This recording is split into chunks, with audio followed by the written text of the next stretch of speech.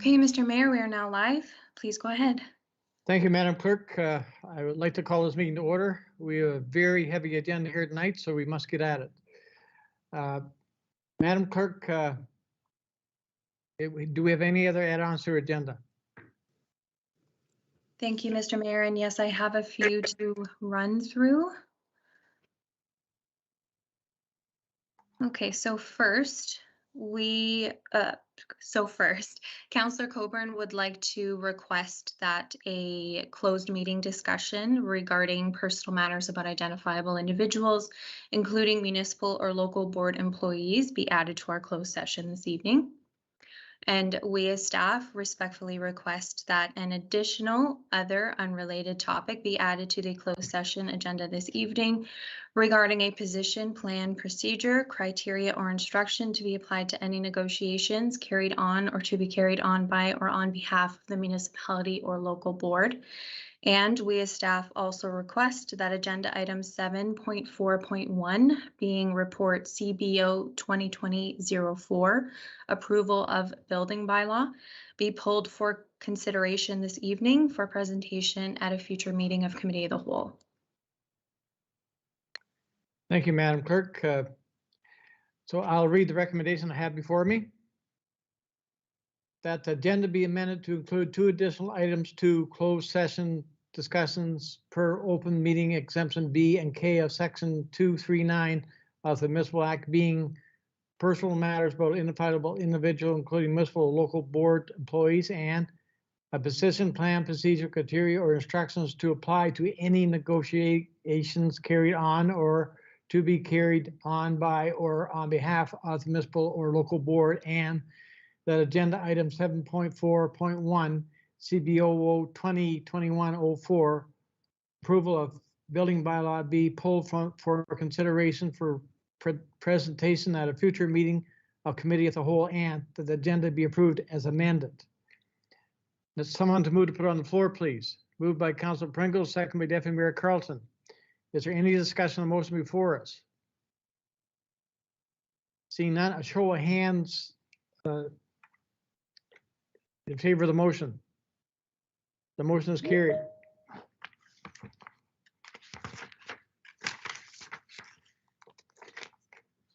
Madam Clerk, we'll just continue on with the meeting and wait until Councilor Barfoot connects later. That is correct, yes. Okay, thank you. We're down to a declaration for securing your interest. You can clear anytime you see fit during the meeting. We're down to our public hearings. The recommendation is that the regular meeting of Committee of the Whole be recessed to hold a public meeting for consideration of zoning bylaw amendment application Z0821 for Tom Holdings Incorporated, located at 107 Jackson Street. Someone to move to put on the floor, please. Moved by Councilor Thompson, second by Councilor Colburn. Any discussion on the motion before us? Seeing none, a show of hands, all in favor of the motion. Motion is carried. I would like to call this public meeting to order. This meeting has been called for the purpose of considering an application for proposed zoning bylaw amendment application Z0821 for Shane Tom Holdings for property located at 107 Jason Street. Would the clerk please advise those present as to the method by which the notice of this motion was given? Madam Clerk. Thank you, Mr. Mayor. Notice of this public meeting was given by ordinary mail to all property owners within 120 meters, 400 feet of the subject property, by email to all of the prescribed bodies on July 8th, 2021, posted at the subject property and posted on the Township of Georgian Bluffs website. If a person or public body does not make oral submissions at a public meeting or make written submissions to the Township of Georgian Bluffs before the proposed zoning bylaw is adopted or passed, the person or public body is not entitled to appeal the decision of the Township of Georgian Bluffs to the local planning appeal tribunal, and the person or public body may not be added as a party to the hearing of an appeal before the tribunal, unless, in the opinion of the tribunal, there are reasonable grounds to add the person or public body as a party. Thank you, Madam Clerk. Would the planner please explain the purpose and effect of the proposed application, whether any correspondence have been received to date? Madam Planner, please go ahead. Mr. Mayor. So the purpose of the application is to amend the M1 General Industrial Zone to add a recreation studio as a permitted use on the property. So the recreation studio would permit the teaching or offering of classes for physical exercise, including physical fitness training and hockey and skating skills on artificial ice. All activity would occur indoors. So as identified in the planning report, the application does show consistency with provincial policy statement and official plan policies for uses permitted within a secondary settlement area, as well as within a space extensive commercial industrial designation. Grace Abel provided comments that support that the application is consistent with Section 2.1, Natural Heritage Features, and Section 3.1, Natural Hazard, per the provincial policy statement. So servicing requirements as required by the provincial policy statement and the county and township official plans has not been demonstrated. Additionally, information is required from the applicant in order for that servicing capacity to be assessed. And that's something that we'll be able to do through some assistance from our building department. That information hasn't been submitted. That's why the evaluation hasn't been done at this time. So positive comments have not been received from the MTO as well prior to the meeting this evening or the report submission deadline. So we can't determine consistency with official plan policies as this property is within 800 meters of a provincially controlled highway, being Highway 6.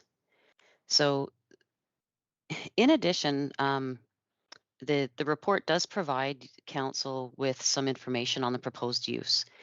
So it would occur on a property that contains a number of warehouse units. The unit that Harmony Hockey, which is the company that operates there, the unit that they utilize currently is about 2,400 square feet. It's divided into 4 sections and contains 2 toilets and 2 sinks. There were no visible shower facilities, so it's not proposed to operate as a gym where you would go and work out and shower. In Springmount, there are no municipal services, so it's all on wells and septics. So the official plan policies through Georgian Bluffs look for uses that are low wastewater generators, low volume wastewater generators.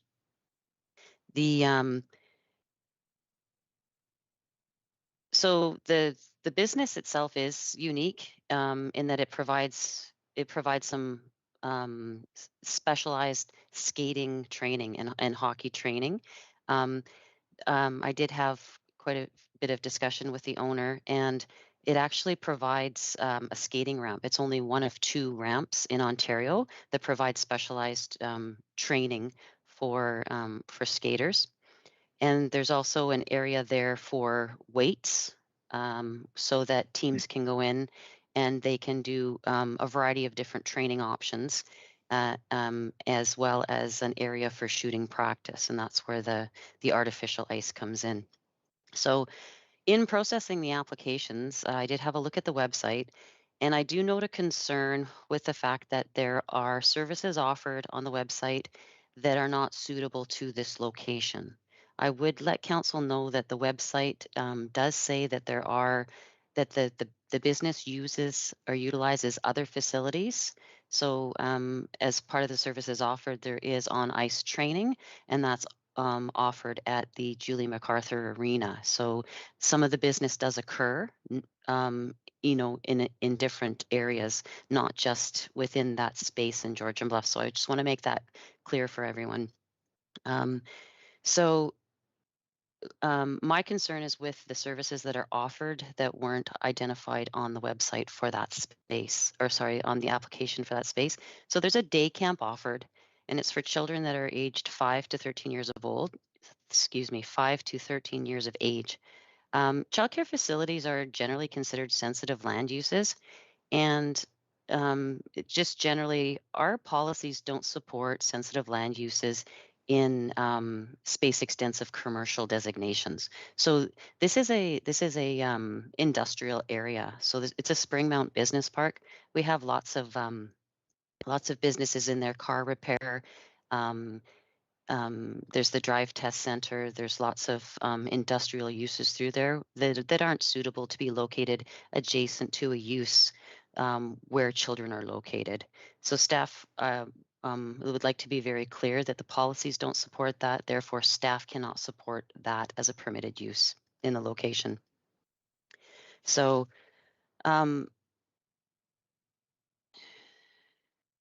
excuse me. So staff could support the use as applied for, which would be a use of a warehouse space, interior use of a warehouse space for targeted conditioning, training, and skill development on a scheduled basis, provided that positive comments are received from the MTO and the building department. So we received the following comments from different agencies. Township of Georgian Bluffs Operations Department.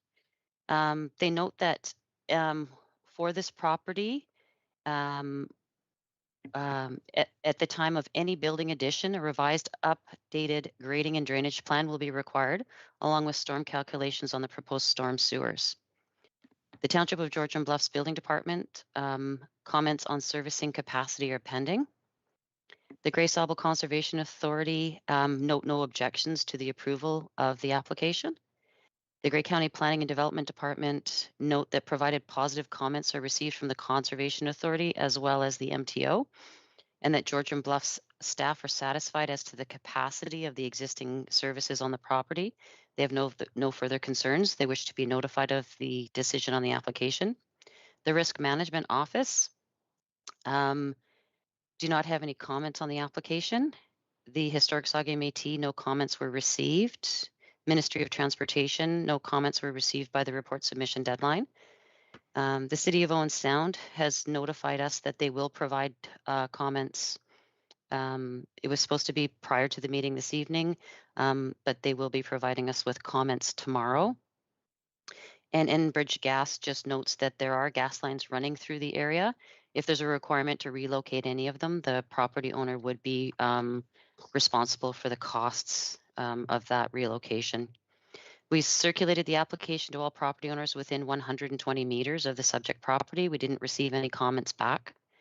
So just in conclusion, it's the position of staff that additional information is obviously required to verify the proposed use of the property, as the application is, it differs from the services offered on the website.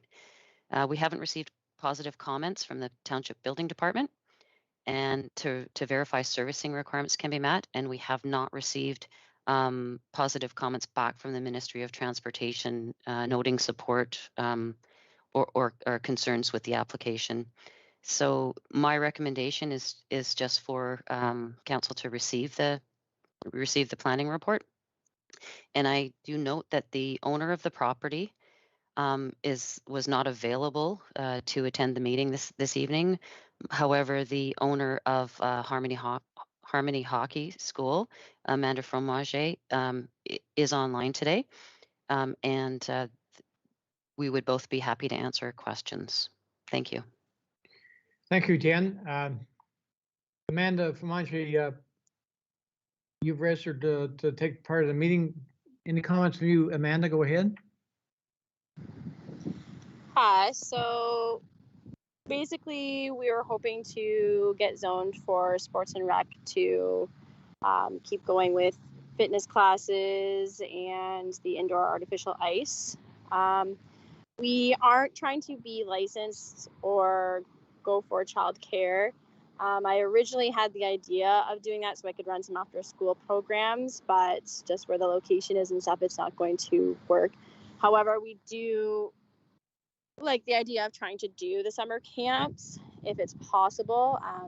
There's no licensing required by the Ministry of Education or anything like that for running summer programs when the children are out of school, and for PD days, March break, winter break. We also have neighbors that do the same thing, more or less. Phoenix Gymnastics, they're outside all the time as well, utilizing the outside area. I know that doesn't mean anything, and they still need to go by the zoning, and that they run camps as well. So we're trying to get clarification on what I would potentially be allowed to do outside. Jen had mentioned that we aren't allowed to have kids outside at all. So we were trying to get clarification on that as well, if I'm allowed to have anybody at the side yard or the backyard to, you know, especially with COVID, it's nice to get the kids outside when we're doing classes and whatnot too. So we were trying to figure out if we would be allowed to do that or what steps would need to be taken. We were going over the zoning and we saw that swimming pools are allowed. So we were just kind of confused if swimming pools are allowed and other things, why we wouldn't be allowed to have kids out there too. So we would be happy to fence things in if that would be something that we would be allowed to do, or if there would be a whole nother ball game or that we would have to go for.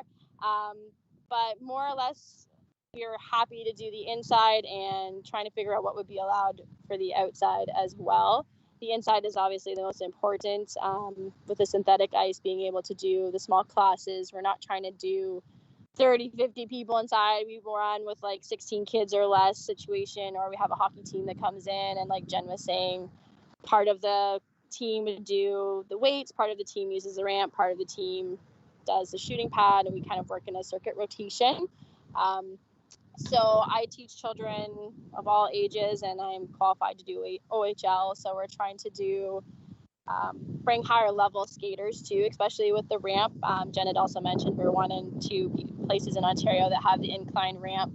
So it's a big tourism attraction as well. So we're hoping to utilize that to bring, you know, more people into the area and use the ramp as well. So I'm just trying to get clarification too about the outside and so I can run camps. If I can't, that's fine too, and we'll just go more with the smaller classes. But of course, if we can do camps, we would like to do camps. So just trying to get information on that as well. Okay, thank you, Amanda. Yeah. Jen, do you have enough information from the applicant to answer all her questions?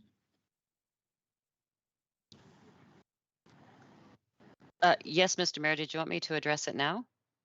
You can, and then I'll open the floor up to council questions. Okay, so just as a point of clarification, the this property is located in an industrial zone. So it is M1 industrial zone. It doesn't permit swimming pools. Okay. In terms of activity being allowed or permitted outside, the M1 zone does not permit childcare facilities. So there can be no activity outside of the unit. Right now, the use of the hockey school is not permitted on that property. It is an industrially zoned property, and which is why the applicant has come forward with an amendment application to permit that. The application itself is specifically for an interior use of that unit in the warehouse, and there was no part of the application that applied for any outdoor use. This is important simply because the outside of that property, like in the back, that is where the loading docks and the loading zones are for the property. So that meets the requirements of the M1 industrial zone. There's also an area. Some of that area is to be used for parking. So any sort of outdoor activity related to recreation removes the opportunity for the industrial use to occur. So generally, the policies, as I've mentioned, they don't permit recreational uses for children within an industrial zone. The uses that are in that area aren't conducive or healthy for children to be around. We see institutional uses and residential uses that allow for childcare facilities. So it's specialized school within a contained unit, offering specific classes and training would be something that could be supported if, as I mentioned, if the building department review comes back favorable, as well as the MTO review. But in terms of moving forward, if the applicant wishes to pursue a childcare facility in that location, then they would need to apply for an official plan amendment. And as I discussed with the owner today, they would need to hire a professional planner to represent the application. So it's not just a simple matter of adding an additional permitted use. It's a matter of going through and having an official plan amendment.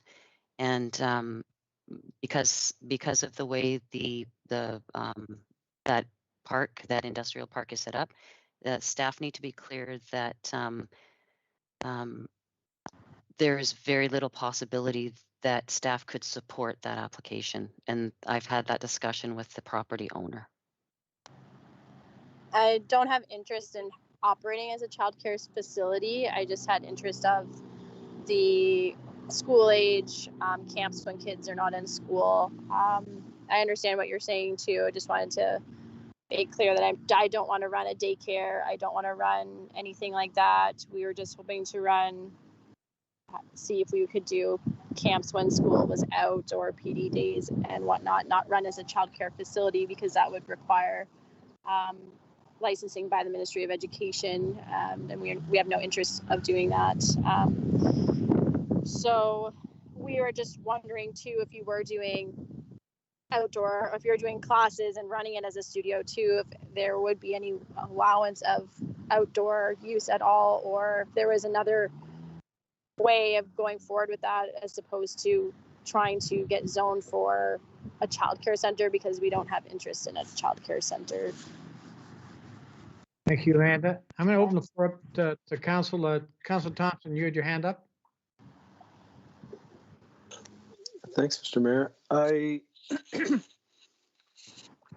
I guess in hearing the comments, I can appreciate some of the clarification that we were needed. I just wasn't sure if it was clear to the applicant or anyone else sort of what the next steps were. I guess I'm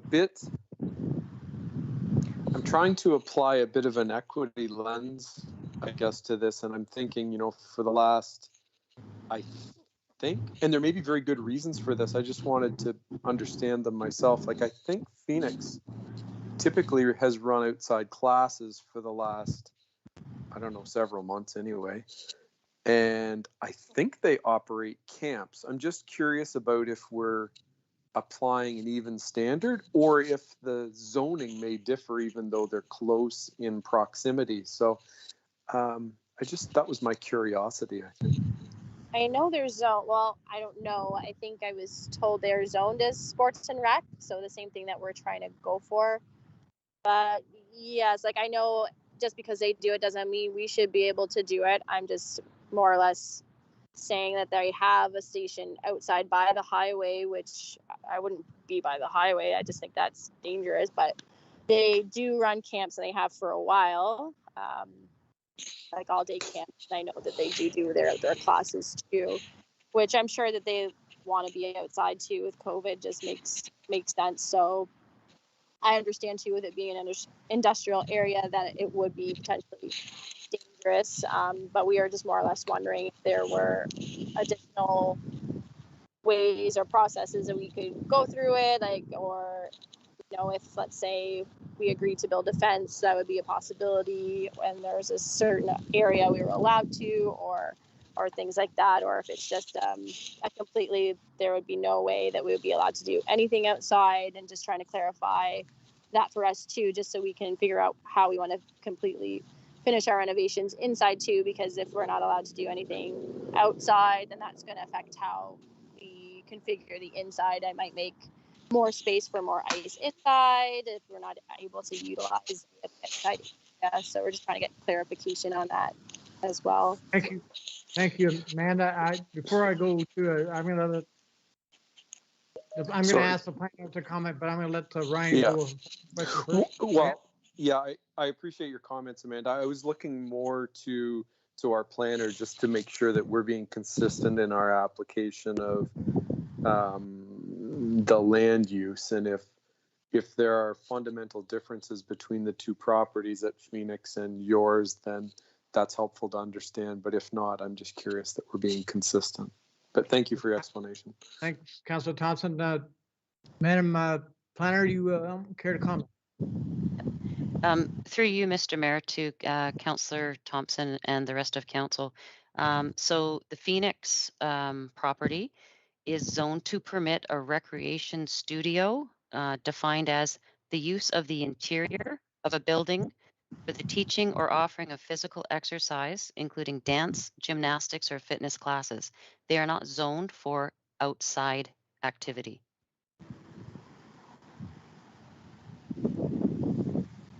Councilor Thompson, does that answer your question? Your concern? Yeah, I mean, I think as long as we're applying the same, so as long as we're applying the same treatment for the two, I'm satisfied. So I guess I'm most curious in knowing, is the applicant clear on what the next steps are to proceed with the application? Amanda, go ahead.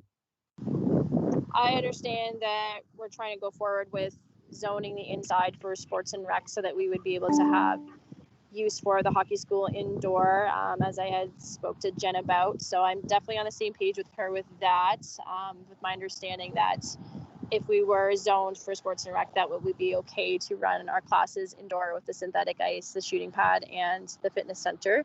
I think her main concern and then my curiosity would be the outside. And then I understand that she's telling me that we aren't allowed to have anything outside. So I do understand that. So again, it's just my questioning more or less of if there was anything that would be allowed to be done that I could try to do, or I don't know the proper wording, or try to get zoned that way, or if it would be something that would even be allowed or considered without trying to be going for zoning for childcare, as I don't want to run a daycare and I don't want to go through that process when we're just working with school-age children. So my questioning is more or less just what we would potentially be able to do for the outside. I understand that it's not looking very good and that it's probably going to be a no, but I am throwing it out there just because it interests me and interests our children. If we're allowed to do it, then we will do it, and we're fully prepared for a no as well. Thank you, Amanda. I suggest strongly maybe have that conversation with our planner, just so you're very clear on what you can do and what you can't do, and that might solve a lot of the headaches. Councillor Pringle, I've seen your hand up. Yeah, no, thank you, Mr. Mayor there. Yeah, no, I just was rethought about it here too. So basically the Spring Mound Industrial Park is M1 unless you apply for a zoning change such as Phoenix has done. Is that correct, Jen? Through you, Mr. Mayor, to Councillor Pringle. That's correct. So the properties that are in the Springmount Business Park, they are zoned M1, and what's happened in the past is that the different uses have applied for a site-specific amendment to add an additional permitted use. So they haven't changed the zoning from industrial. They've just simply added in an additional permitted use, site-specific, so to that the property. So for example, Phoenix is now zoned M1-9, and that permits a recreation studio. That's what the property owners have applied for effectively, is the same zoning. So to allow this, the hockey school to operate within the warehouse at 107 Jason Street. Thank you, Jen.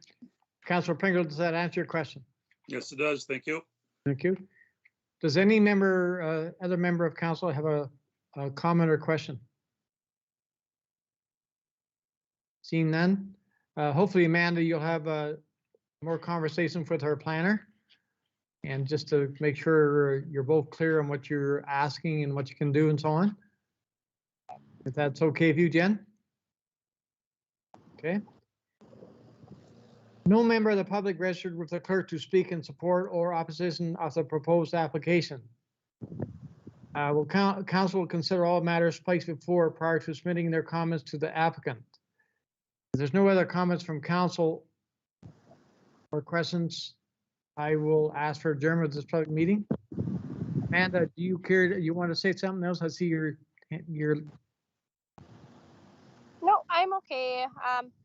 I'm happy with what's going on so far and with the sports and rec amendment there to trying to get that done. Like I said, I'm just more wondering about the outside and if that's just something that would never be able to be done, or if there is another option, or whether it even be the side yard, because we have a side yard as well. I was just trying to get clarification on that kind of stuff, but we're happy with everything else going forward. Thank you, Amanda, for taking part in the process. If there's no other questions, I'll ask for adjournment of this public meeting. Moved by Deputy Mayor Carlton, second by Councilor Pringle. A show of hands, all in favor of the motion before us. The motion is carried. Thanks, Amanda. Thanks, everybody. Thank you.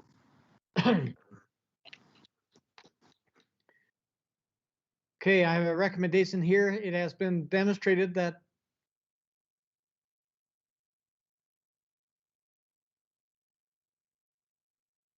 am I reading the right motion, Madam Clerk?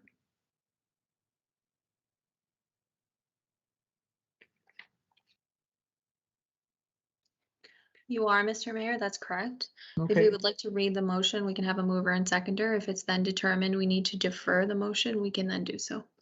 Okay, all right, that's what confused. Okay, thank you. It has been demonstrated that application Z0821 for Tom Holdings Incorporated for lands described as EHMS Part PK Lot 8 RP 16R 3482 Part 20 Derby is consistent with the provincial policy statement 2020, the County of Gray official plan, recolor gray, the Township official plan, and intent of the Township of Georgian Bluffs zoning bylaw 2020-20. It is recommended that report PL 2021.32 be received for information. Someone to move to put it on the floor, please. Moved by Councilor Colburn, second by Deputy Mayor Carlton. Is there any further discussion on the motion before us? Deputy Mayor Carlton. Thank you, Mr. Mayor. I'd just like to clarify that at the very beginning, it says it has not been demonstrated. So we're not actually saying that it will be accepted, but that it's not. It's, I understand the motion is saying that it's received for information only at this time. Madam Yes. Clerk? Thank you, Mr. Mayor. And yes, I was just going to clarify that you are receiving the report for information at this time. You are not taking action on the proposed application.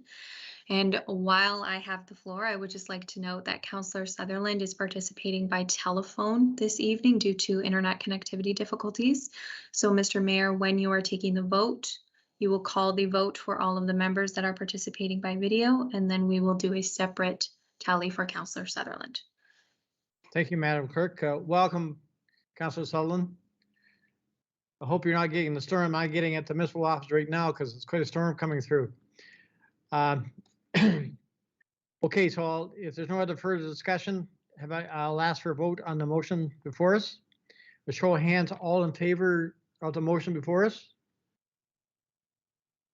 And Councilor Sutherland.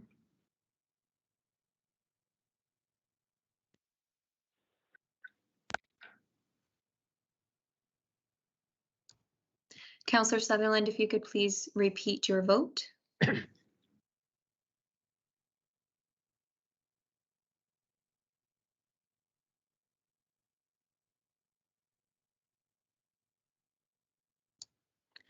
Okay, Mr. Mayor, we do have a quorum, so we will just reflect that Councillor Sutherland was absent for the taking of this vote. Okay, the motion was carried. So we'll move on to the agenda. No delegations, correspondence, none. Staff reports. excuse me, we're down to our second quarter reports.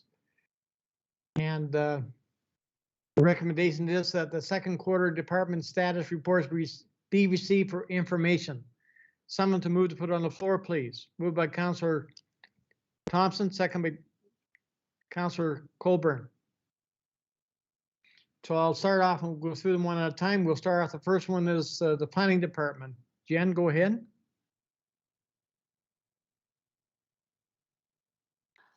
Thank you, Mr. Mayor. The report for the second quarter of 2021 from the planning department, I think it's fairly straightforward. This quarter proceeded without a junior planner. We did hire one, and she started in at the end of July. So Chloe Rayburn is the new planner with Georgian Bluffs. And we also hired a development services assistant since this report was written. So Jennifer Arnold started with us as a temp, providing assistance to the planning department, and has since been hired as our permanent development services assistant. And then we conducted a number of interviews throughout the second quarter for the Canada Summer Jobs Program students. So we hired 2 students to do some work for the planning department for these summer months. They are enrolled in university, and they will both be returning to school in September. And so if there's any, the activity in the department remained pretty much consistent. We had our compliance letters were on par with other years effectively. Land use inquiries were a little bit higher. Planning reports were consistent with the last 2-3 years, as well as site plan agreements. So if the council has any questions, I'd be happy to answer them. Thank you, Jen. Does council have any questions of her planner? Madam Clerk, I see none on my screen. I seem to be cutting out. Madam Clerk, can you hear me now? Yes, I can. So I guess I do not believe there was any questions of the planner. No, so I'll proceed. It's pretty scary outside the window right now. Okay, I'll move down to our next quarter report from the Human Resources Department. If I may, Mr. Mayor, I'm next. Oh, I guess the clerk must have made my script different. Sorry. Go ahead then, Madam Clerk, go ahead. Thank you, Mr. Mayor. And again, I would just note for all those participating at home, we are having some difficulties with our Wi-Fi provisions here at the office. So I ask that everyone please remain patient with us as we limp through hopefully what is a short storm. But with that being said, I will start my quarterly review. So as is outlined in the report, the Clerk's Department is responsible for a wide variety of services, including council and administration services, licensing programs, animal control, cemetery management, technology, accessibility, records management, freedom of information, elections, emergency management, and communications. So the second quarter brought a reduction of COVID-19 regulations and various steps associated with said reduction, including phases 1, 2, and 3 of the provincial reopening plan. Additionally, we approved the 2021 budget, released information regarding noxious weeds, recruited for the council remuneration committee, various garbage bag tag advertisements, and Canada Day messages, just to name a few. Most importantly, in the communication side, internal communications started regarding council highlights after each council meeting. thereby informing staff of what council has discussed and decided upon at each week's meeting.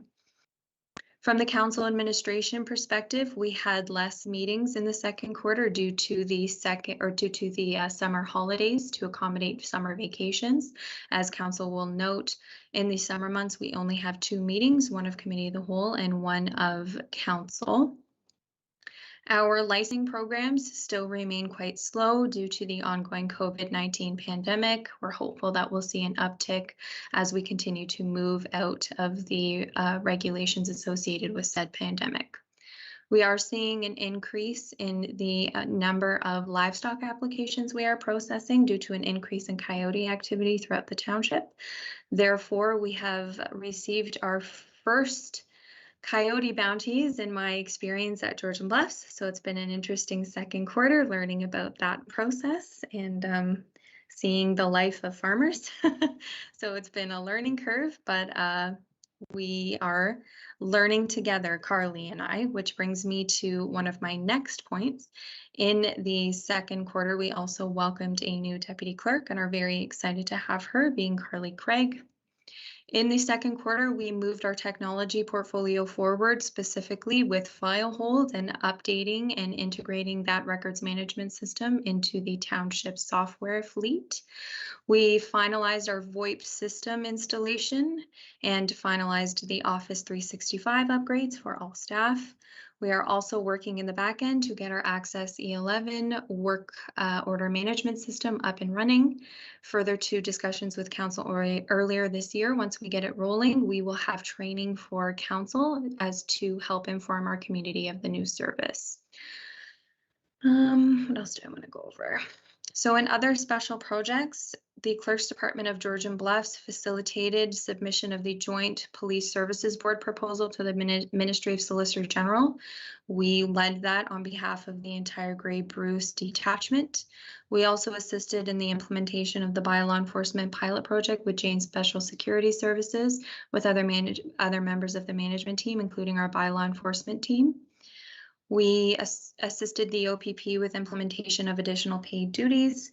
We assisted other municipalities with getting their agenda management softwares up and running because we have experience with eScribe, and we commenced early stage election preparation. And I think that's it. If there's any questions. Thank you, Madam Clerk. My screen continually keeps cutting in and out, so please bear with me. Councillor Colburn, go ahead. Thank you, and through you, Mayor Burley, to our clerk. I'm happy to hear that you've developed the council highlights document for staff. I was just wondering, would that be helpful for the public to access as well? I'm just, I mean, I know we like to think our ratepayers watch all of our meetings in their entirety and are enraptured by what we talk about. But the reality is they don't, likely, most of them. And I just wonder if those highlights would be helpful if they were put on our website, or if it would need to be altered in some way to make that happen. Madam Clerk. Thank you, Mr. Mayor, and through you to Councillor Coburn. I think that's a great idea, and thank you for making the suggestion. We will upload it to the meeting site along with the agenda materials in a separate document, of course, for the public's review. Thank you. Excuse me. Is there any other question from council? Madam Clerk, is Councillor Sutherland still with us? He is, yes. So if you have any questions, Councillor Sutherland, please speak up.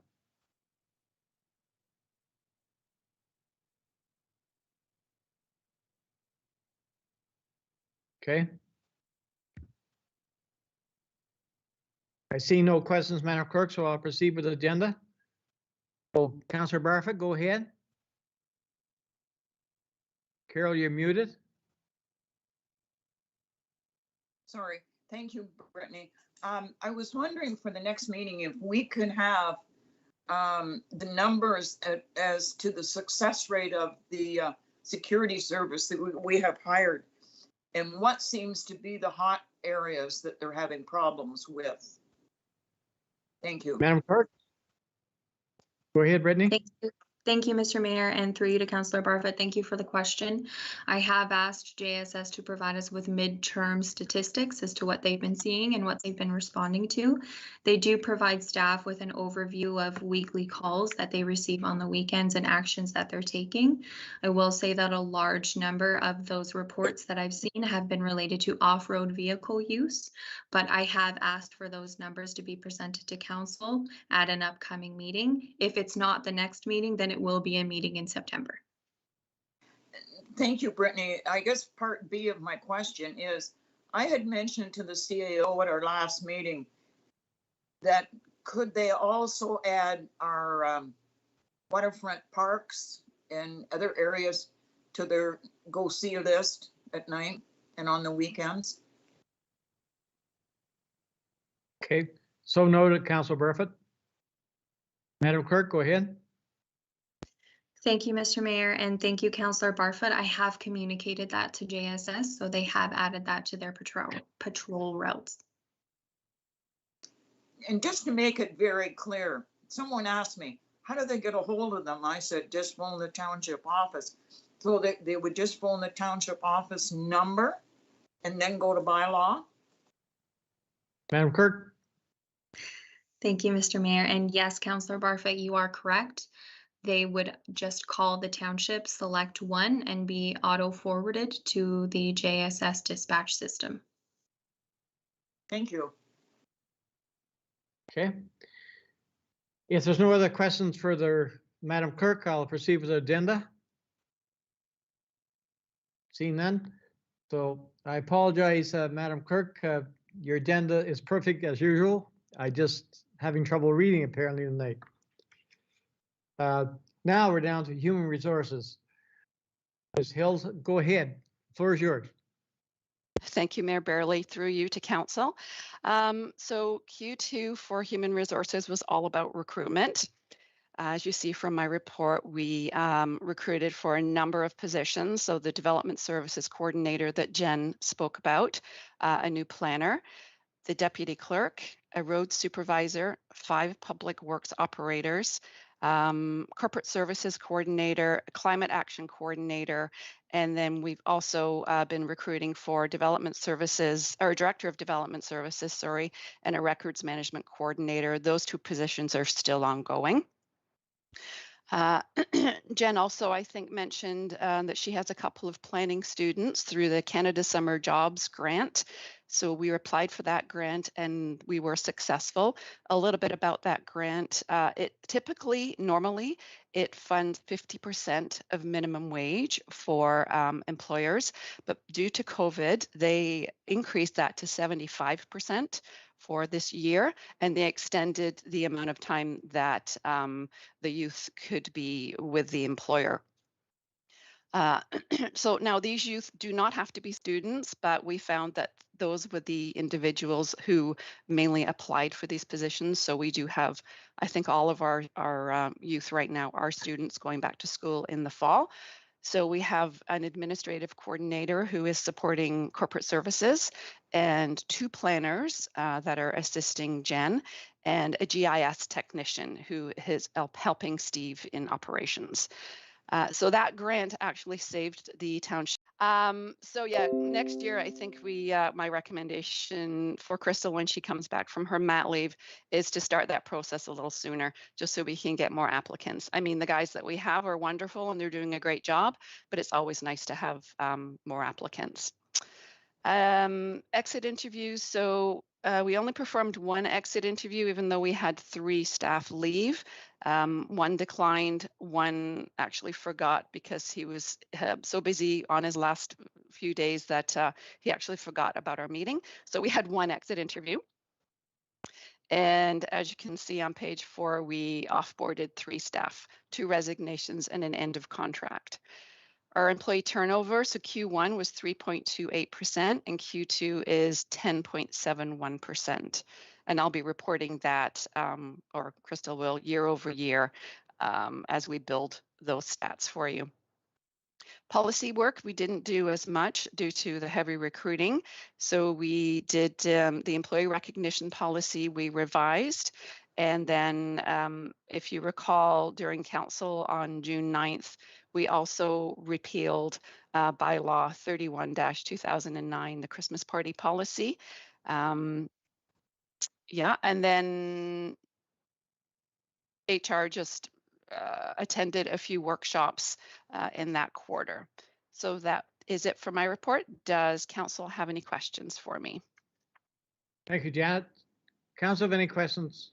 I believe Councillor Barfoot, go ahead.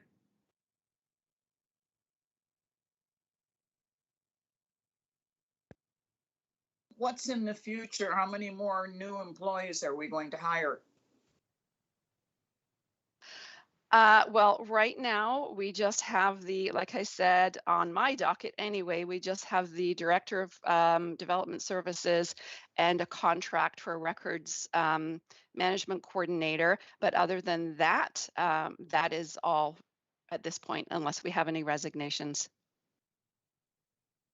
Thank you. Thank you. Does that answer your question? Yes, thank you. Councillor Coburn, go ahead. Thank you, Mr. Mayor, and through you to staff, and I'm not sure if this is really a question for our HR manager or for finance, in which case it can wait a bit when we hear from Cassie.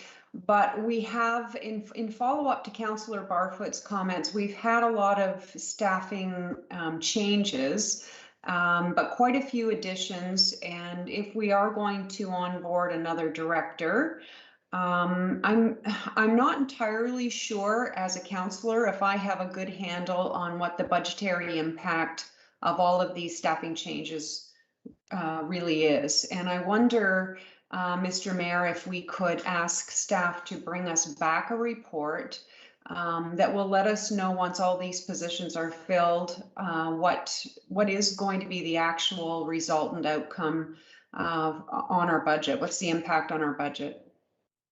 Thank you, Thank you. Councillor Coburn. Mr. Meneza, you brought us a council report outlining in detail what impact it's going to have on the budget. Do you care to comment? Correct. Through you, Mr. Mayor, to the councillor, and I'll let Cassie answer it specifically in regards to finance, but if the question is relating to whether these positions were all approved by council and what we're doing, I can assure council that all the positions have been approved by council at budget. There's no deviation from that. Cassie can speak to the specifics in terms of dollars and cents, but every position that has been filled has been pre-approved by council during budget. So if that's the concern, but Cassie, you can please speak to the dollars and cents. Go ahead, Cassie. Sorry, I'd never seen you. Go ahead. Thank you. So yes, I was just going to confirm that all positions were included in the 2021 budget. Therefore, they are not having an impact on the budget as they were budgeted for. We are doing our 2022 budget in the fall this year. I believe our clerk is setting the date, and that will be released to council shortly. So because we are doing the 2022 budget at that time, I will provide a summary, of where we were at for 2021 and what we're budgeting for 2022. And I think that will give you the detailed breakdown that you're looking for, Councillor Coburn. I do understand it is a couple months out. I believe our budget meeting is proposed for November, but if we could wait to do that kind of all as one, that would be my preference, unless you would like me to bring it in advance of the budget discussions. Councillor Coburn, can you wait? Thank you, Mr. Mayor, and through you to our Director of Finance, that would be fine. Thank you, Cassie. Thank you. Okay, I see no other questions. Don't go away, Madam Treasurer. You're next with your report. Go ahead. Thank you very much, Mr. Mayor. So I'm going to make my summary brief because my corner of the office, I'm losing internet more frequently than anybody else, I think. So second quarter, the financials are there for your review, but a couple of big things our department has done. we started following up on tax arrears, and we're actually, pretty proud of the results that we've seen. We sent out 82 warning letters to properties that were more than 3 years in arrears, basically saying, you need to get yourself more current or we're going to register you for tax sale. Those letters were quite effective, and 23 of those properties are no longer in arrears, and we've collected over $123,000 to date through that process. So we feel like that was a valuable use of staff time. And, we're going to continue following up with those individuals who have not reached out to us to make payment plans, etc. The other thing our department has been busy doing is tax certificates. So with all the property sales taking place in Grey and Bruce County, Georgian Bluffs has been part of, that uptick of sales as well. And we have done a number of tax certificates this year. The figures, again, are there for your review, but it has been a significant increase. In Q2, we focused a lot on wrapping up 2020. So we got all the financial statements approved for the biodigester, the ITFD, Georgian Bluffs. So 2020 is put to bed. And now we're moving on to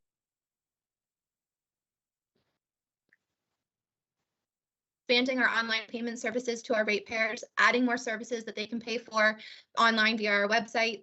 And we've also been working on a number of grant applications to try to find some cost savings in 2021. So 3 of those applications are highlighted in this report. One of them was for ITFD to purchase a new tool. Another one was for a pathway at Sarawak Park. And the final one was actually an environment fund application where we're looking to do some erosion control on one of our roads.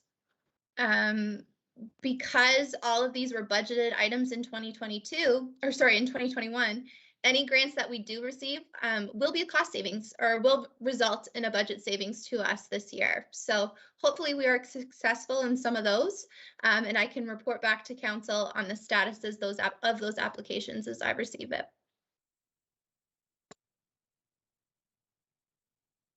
Thank you, Cassie.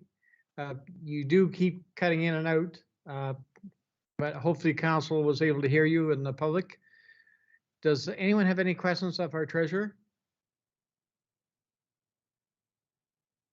And Paul, I do not know if you're still with us. If you have any questions, please speak up. There you are.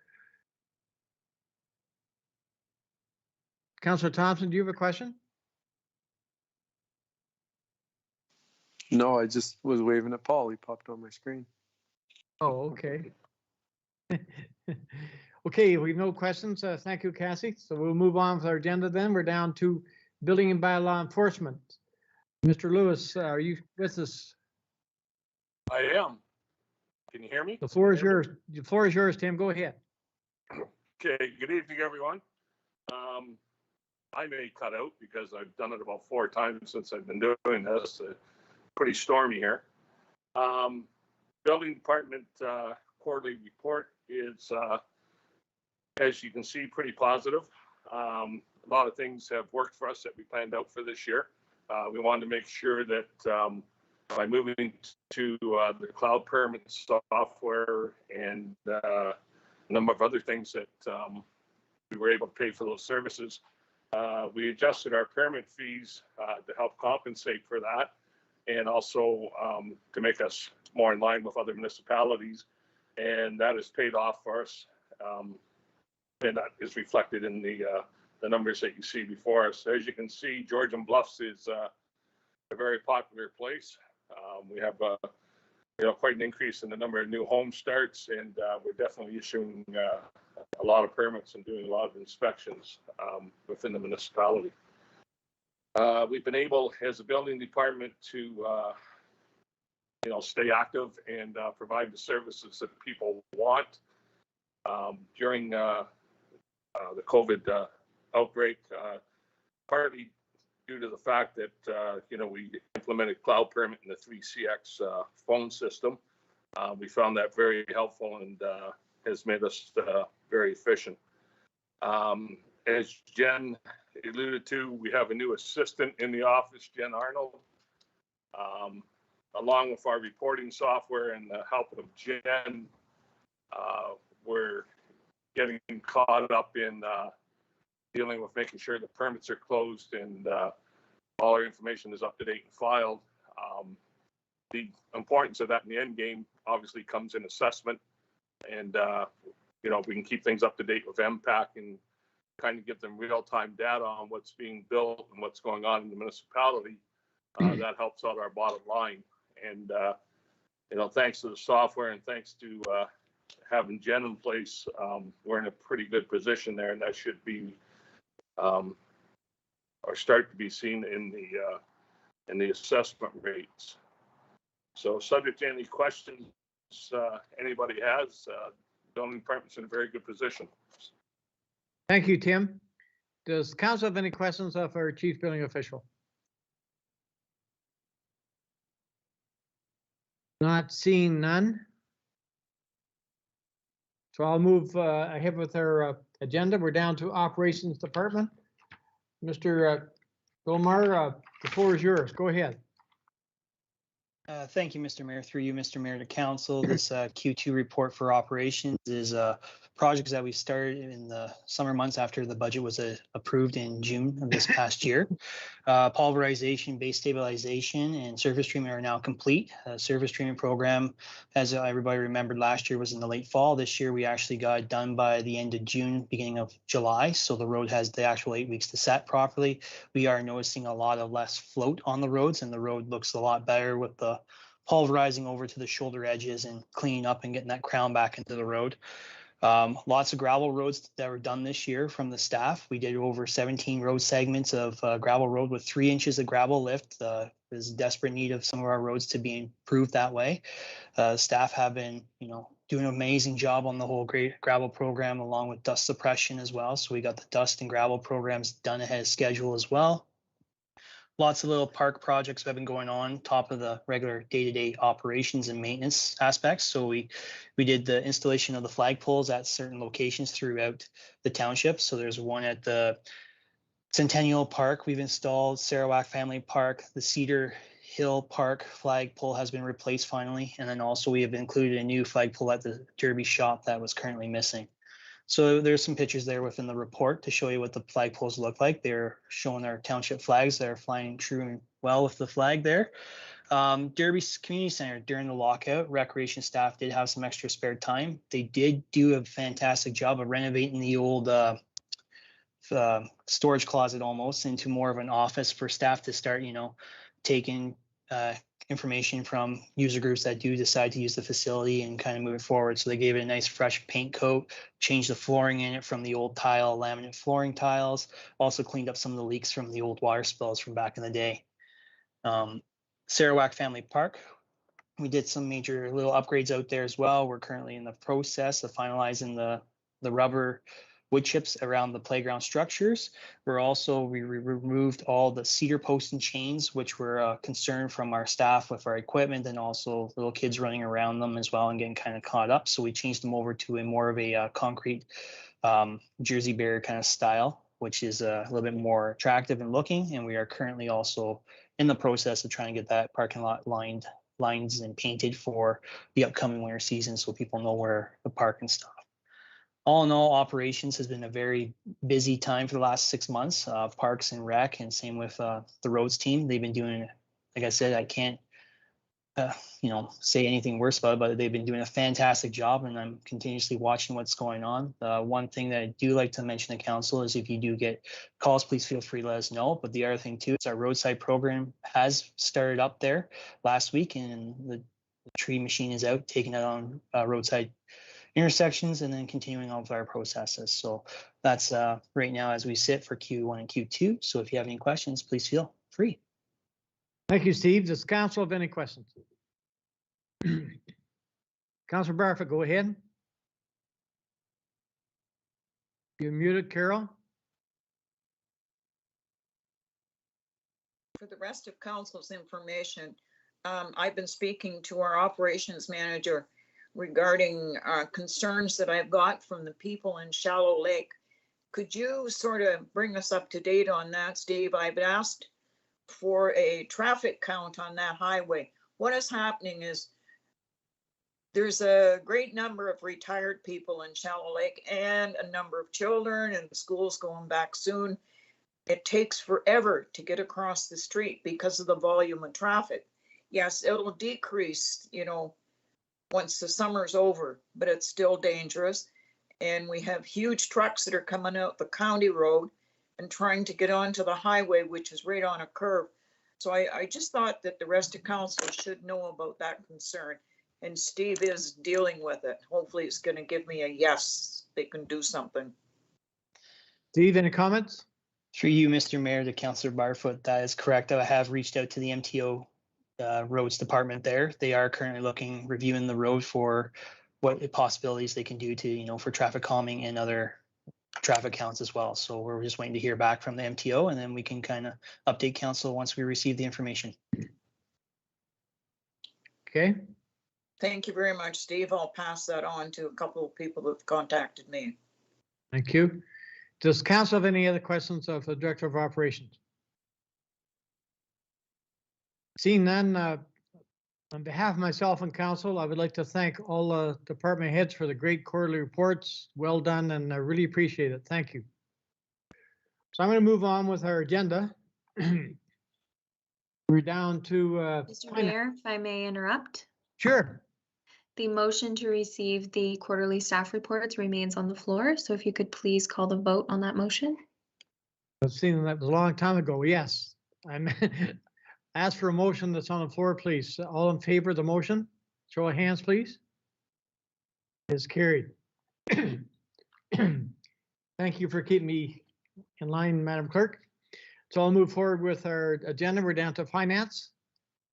I have a recommendation here that report FIN 2021-18 implementation of development charge to be received, and that committee hereby directs staff to issue a request for a proposal for the completion of a development charges background study as required by the Development Charges Act 1997. Someone to move to put on the floor, please. Moved by Councillor Sutherland, second by Councillor Colburn.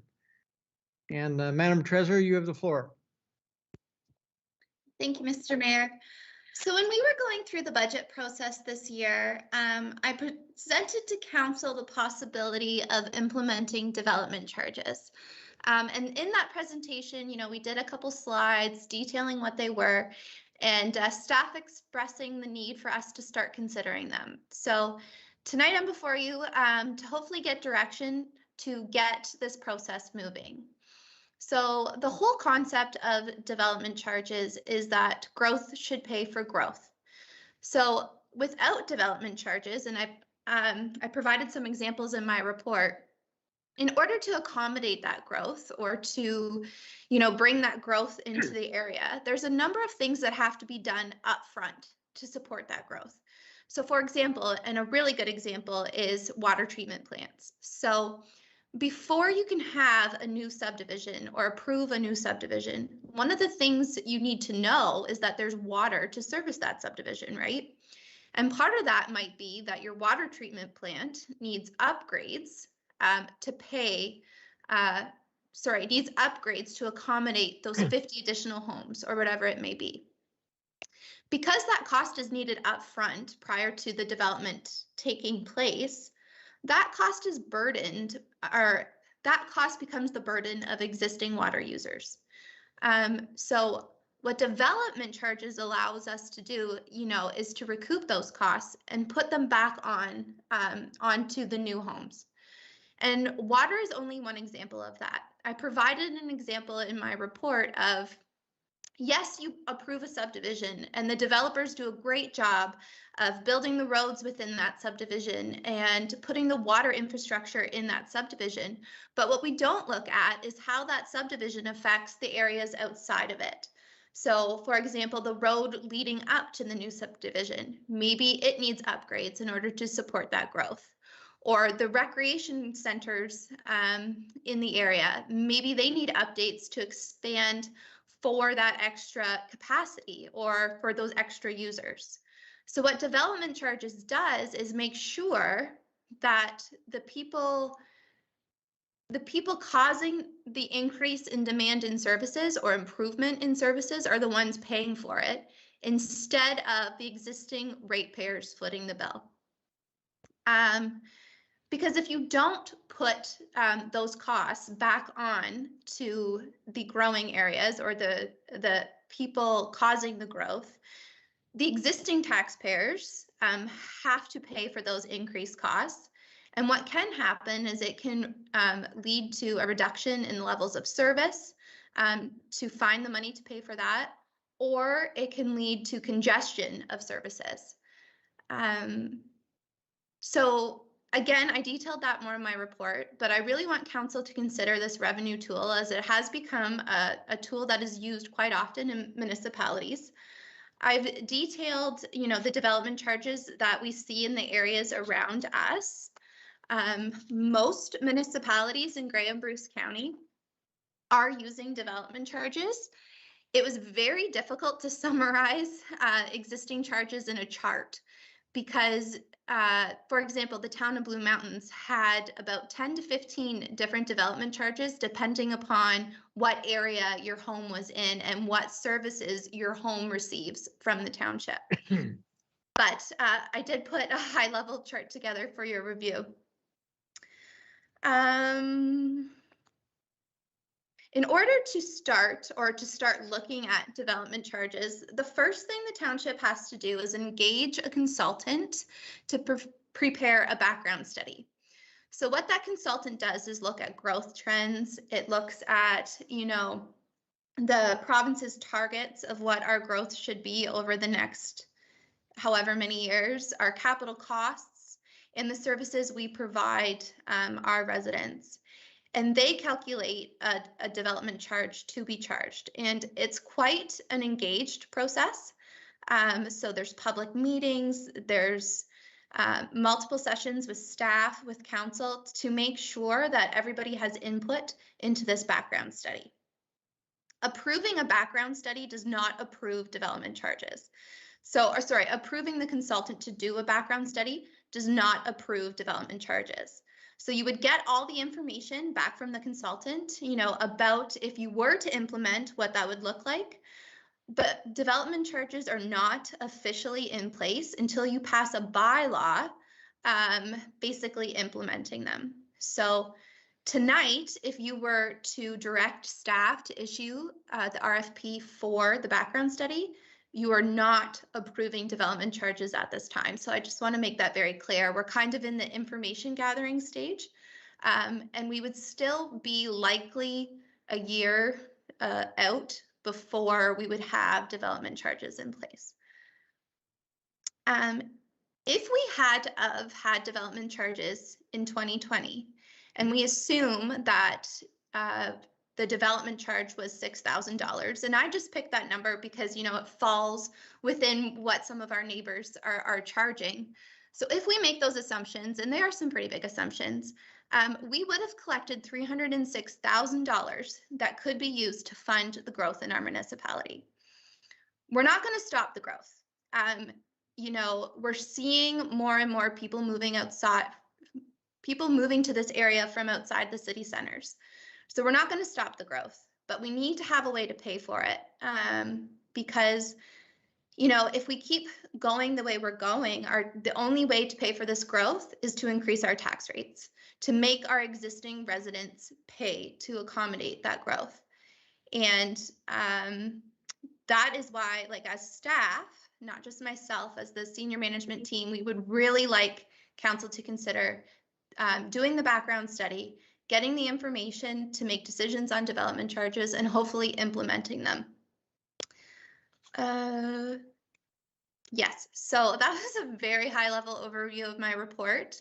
I am available for any questions you may have, and I know that there's other members of the staff that are here tonight that can also answer some of your questions if they get a little bit more specific. Thank you, Cassie, for a great report. I guess you're well aware of that the upper tier just finished the growth management study for Grey County, which included Georgian Bluffs and some valuable information in that report, just so you know. I believe Councillor Barfoot, I believe a senior hand first. Yes, thank you, Mr. Mayor. Cassie, just refresh my memory on this. Okay, so you have, we'll say $6,000, development charge. A certain percentage of that would be allocated to roads, a certain percentage to recreation, and it's portioned out. But is there a tracking of that the way that we have tracking on our parkland dedication fee? Because we better be prepared, because one of them was recreation. We don't spend much money on recreation, as you notice, when Campbell Arena and Derby is sort of, in dire need of some upgrading. So is there a checkpoint to make sure that money is actually being spent where it's supposed to be spent?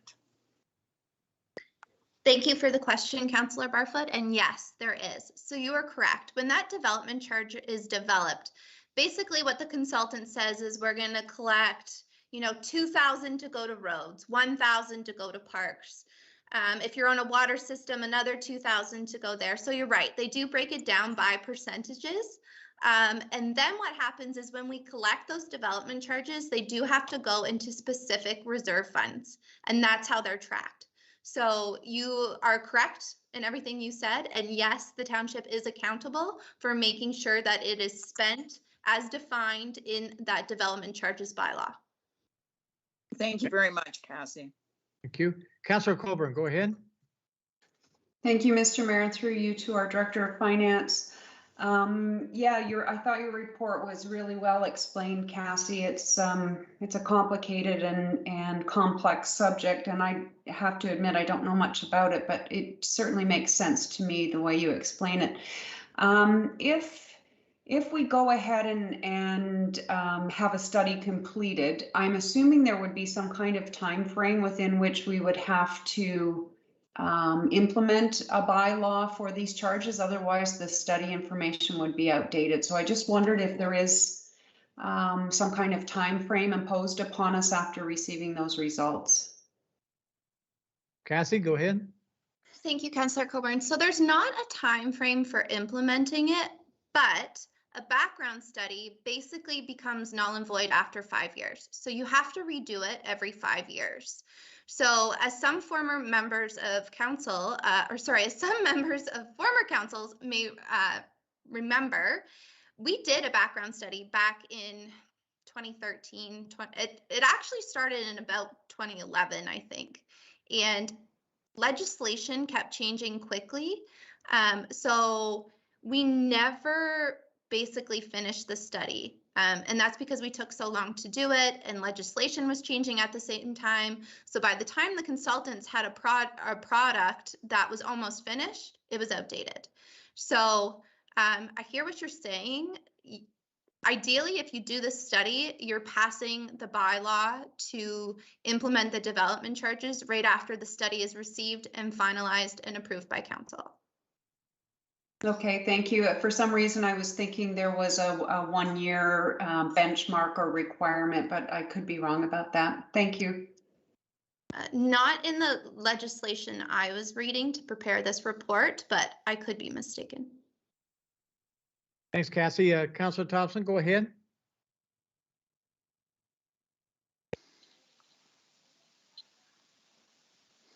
Thank you, Mr. Mayor, and thank you, Cassie, for the report. I think it is a difficult one, and one we've kicked around for a number of councils, and I think you laid out all the reasons, the good reasons for development charges. I worry a bit about when we try and package water as one of the reasons, because I think that's a dangerous connection, because we don't want, so if I'm building, you know what I mean? If I'm building in a community where I don't have the option of water, I don't want to be subsidizing the people who are getting water. Now, recreation is a different thing. And that's just my opinion. So I think the history of this is development charges continue to come forward. And I think, I'm speaking for myself, but I think the way that we have turned away is one of the general concerns that development charges will turn away growth or will discourage growth. And I don't suggest that's true, because I don't believe that. But I think part of our general approach, even if it was unstated, was we operated kind of a no frills township. Our parks are getting tired. We don't spend a lot on beautification of parks. We don't offer a package of services that has historically been the platinum package, I would say. So this is my long-winded way of saying I'm not opposed to development charges. I think if we're going to get into that game, though, then we need to say this is the package of services that you are getting, and being really clear about our parks are going to look different. So if we're going to be collecting money for parks, they need to have grass, and they need to be able to travel on them. And for decades we have turned our eye away from maintenance of some smaller roads. So if we're going to charge people development charges and they're building on a road that isn't maintained or isn't wide enough, they're going to have reasonable expectation that the package of services that they get for their development will be something. So I think we're going to want to turn our mind to, if we're collecting on the charges, are we delivering on the services end? So that was just my feedback, but I'm excited for the next steps. Good comments. Cassie, go ahead. Do you want to comment? Yes, so thank you, Councillor Thompson. So in regards to your comment about water, so what I have seen in a lot of development charges bylaws is basically municipalities set two rates. So they'll set a development charge for people that have services such as water and sewer, and then they'll set one for people that do not. So that is a way, to make sure that the general public or the people that are not on water systems are not subsidizing those that are. So, even in my report, in the chart, you'll see that Meaford, South Bruce Peninsula, Meaford and Saugeen Shores, they have a rate for serviced lots and unserviced lots. So that issue and concern of yours can be addressed through that background study. Your comment about the levels of service in our parks, etc. The one comment I will say, in my history here, I definitely think over the last 6 years, our residents are expecting higher levels of service in some of those areas. So, you're right. Maybe we hadn't been putting as much money in our parks and rec, but from what I've seen and what I saw in the feedback from our last budget survey, our ratepayers want us to do more. And, maybe I'm generalizing a little bit. I mean, we did only receive 200 responses to that survey, but that was one of the comments that was coming through from ratepayers. Thank you, Cassie. Ryan, you have a follow-up?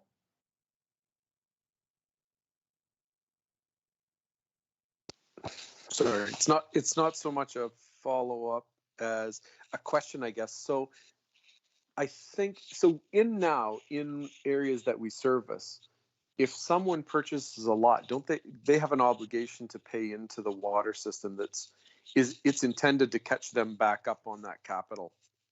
Or am I making this up? Cassie? Kind of. So what happens right now, so what they have to pay is a capital connection charge. So if you have a vacant lot that fronts onto a water line, you pay a capital connection charge to connect to that system. And the purpose of that capital charge, you're right, is to kind of help offset those capital costs. It's a flat rate. That capital connection charge is a flat rate for all of our water systems. So part of this study, would take a look at that as well. You certainly wouldn't have both, or you could have both, and that's something that they would look at. But you're right, we do charge, I think it's $6,000 right now as a capital charge to connect to water systems. Yeah, I was just thinking we wouldn't want to have a development charge and a service charge and the capital charge. That would be like yeah. But thank you. I'm thinking of things further down the road anyway. Okay, thank you, Councillor Thompson. I believe I've seen Deputy Mayor Carlson's hand up. You still want to ask a question, or? No, Cassie clarified what I was wanting to know, where I was thinking we would have two different levels of development charge for serviced and unserviced. So that's already been answered. Thank you. Thank you. Well, it's a great report. It's bringing a lot of questions. Is there any other comments or questions from council? Seeing none, we have a motion on the floor. It's been moved and seconded. Show of hands, all in favor of the motion on the floor? The motion is carried. Thank you, Cassie. So we'll move on to our agenda. Our next recommendation is for the Kemble Arena. The staff report OPS 2021-34 entitled Kemble Arena be received, and the staff are hereby directed to proceed through the request for proposal RFP process to hire a consultant to provide options on renovations for the Kemble Arena and report back to council following the closing of the proposal on next steps. Someone to move to put it on the floor, please. Moved by Deputy Mayor Carlton, second by Councillor Barfoot. Mr. Dolmar, you want to speak to this report? This motion? Thank you, Mr. Mayor, through you, Mr. Mayor, to council. So in 2019, the township applied for a grant through the community culture and recreation area. It had two streams for it. It had the multi-purpose category and also the rehab and renovation category. So we applied for the grant for Kemble Arena through the renovation and rehab of the existing facility out there. We've appended to the report the actual agreement that was sent to us by the government for the federal and provincial grants that outlines strongly on that this is what this grant is meant for. It's meant for rehabbing the existing Kemble Arena. So also part of this package, we've also attached the building condition assessment that was done back in 2019 that revealed that approximately $520,000 in 2019 of items that need to be upgraded at the time for Kemble Arena. This is also part of that package for that grant. So we're looking to move forward and hiring a consultant to look at doing design options out there at Kemble Arena, and then bring it back to council for further steps into the process of trying to get this arena renovated and updated to today's standards. Thank you, Steve. I believe Councillor Thompson, go ahead.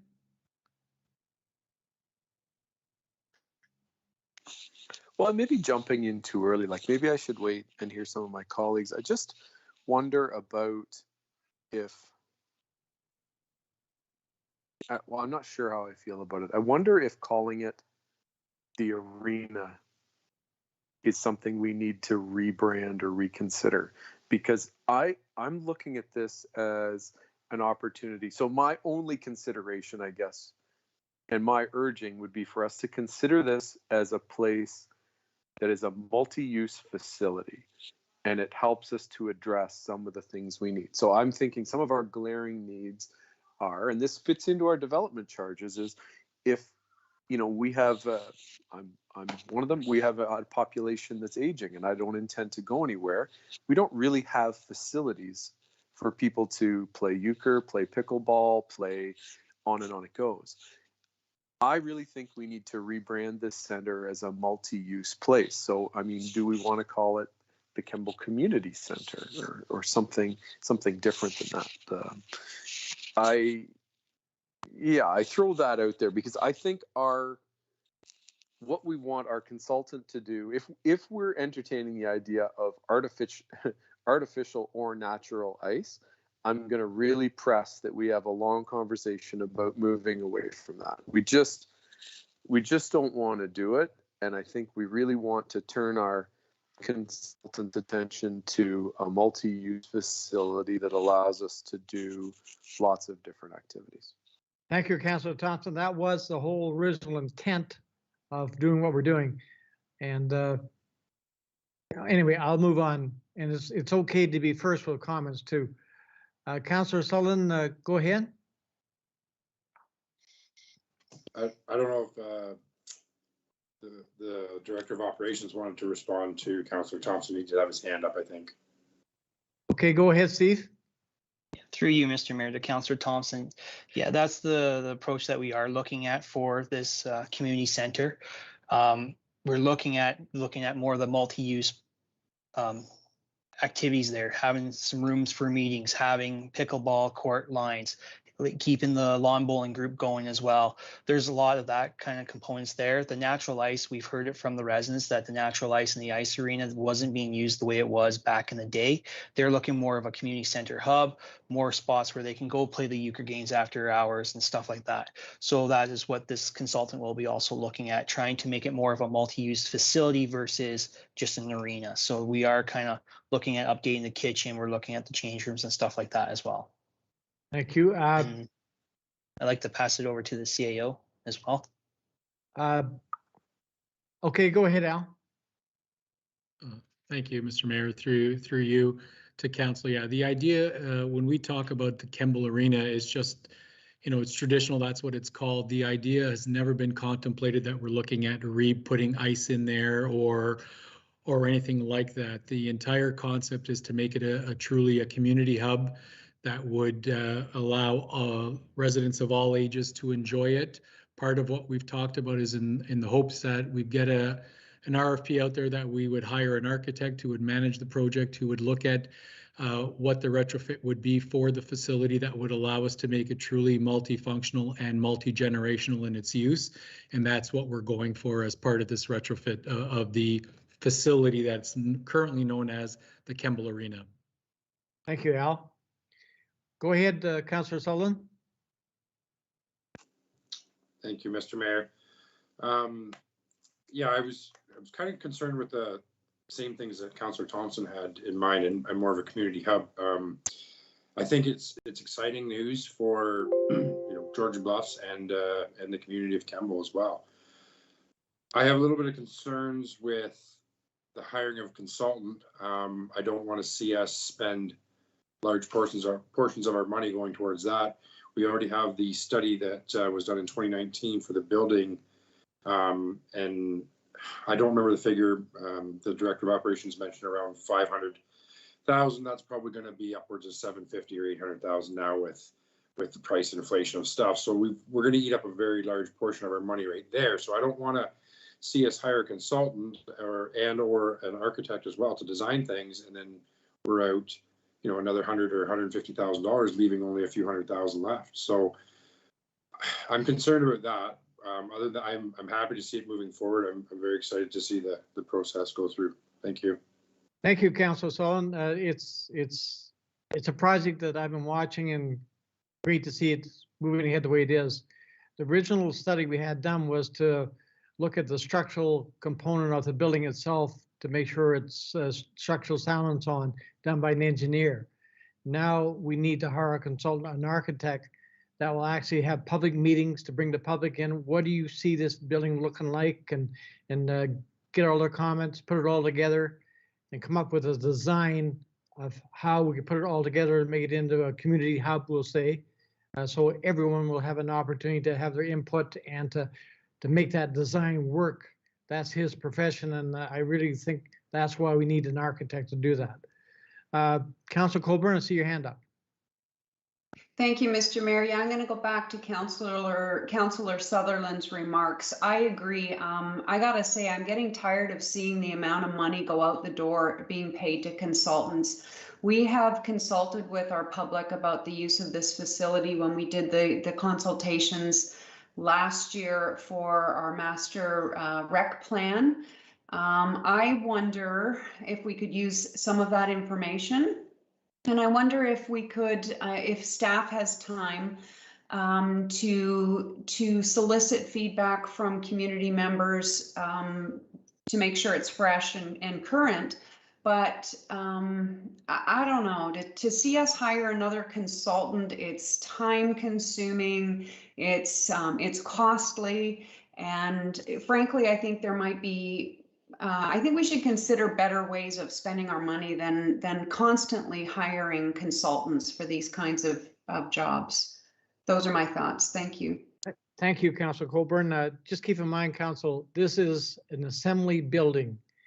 And I'm quite sure the building code clearly states that in an assembly building, you must hire an architect for design and such to make sure it's according to building codes. Deputy Mayor Carlton, go ahead. Thank you, Mr. Mayor. That was going to be one of my comments, that there is an advantage to hiring that architect or consultant because they bring their expertise to the table. So they can draw from everybody what are the needs of the community. They then put that design together for us so that we follow all the building codes, that the building can be insured properly, that it can be utilized properly by the residents and such. So I think there is an advantage for us to hire that consultant to ensure that we get all those little details taken care of. Thank you for that. Councillor Thompson, your hand is up. Well, I'm just thinking out loud. I wonder if there's an opportunity here for us to partner. I'm using Cobble Beach as an example, and just because they're close, but are there partners in our community that would be interested in partnering with us? I agree with the consultant. I don't know the answer to the architect. I don't know the business as well as you do, but you know, is there a way to do a design, like I don't even know the right words, like a design build quotes or design build RFPs, so that we're not going out to a consultant who's just going to hand us a bunch of things that we think we already know for the sake of doing it. Comments, Al? Through you, Mr. Mayor, I would say the following. I think I hear loud and clear what council is saying. I would only say the following.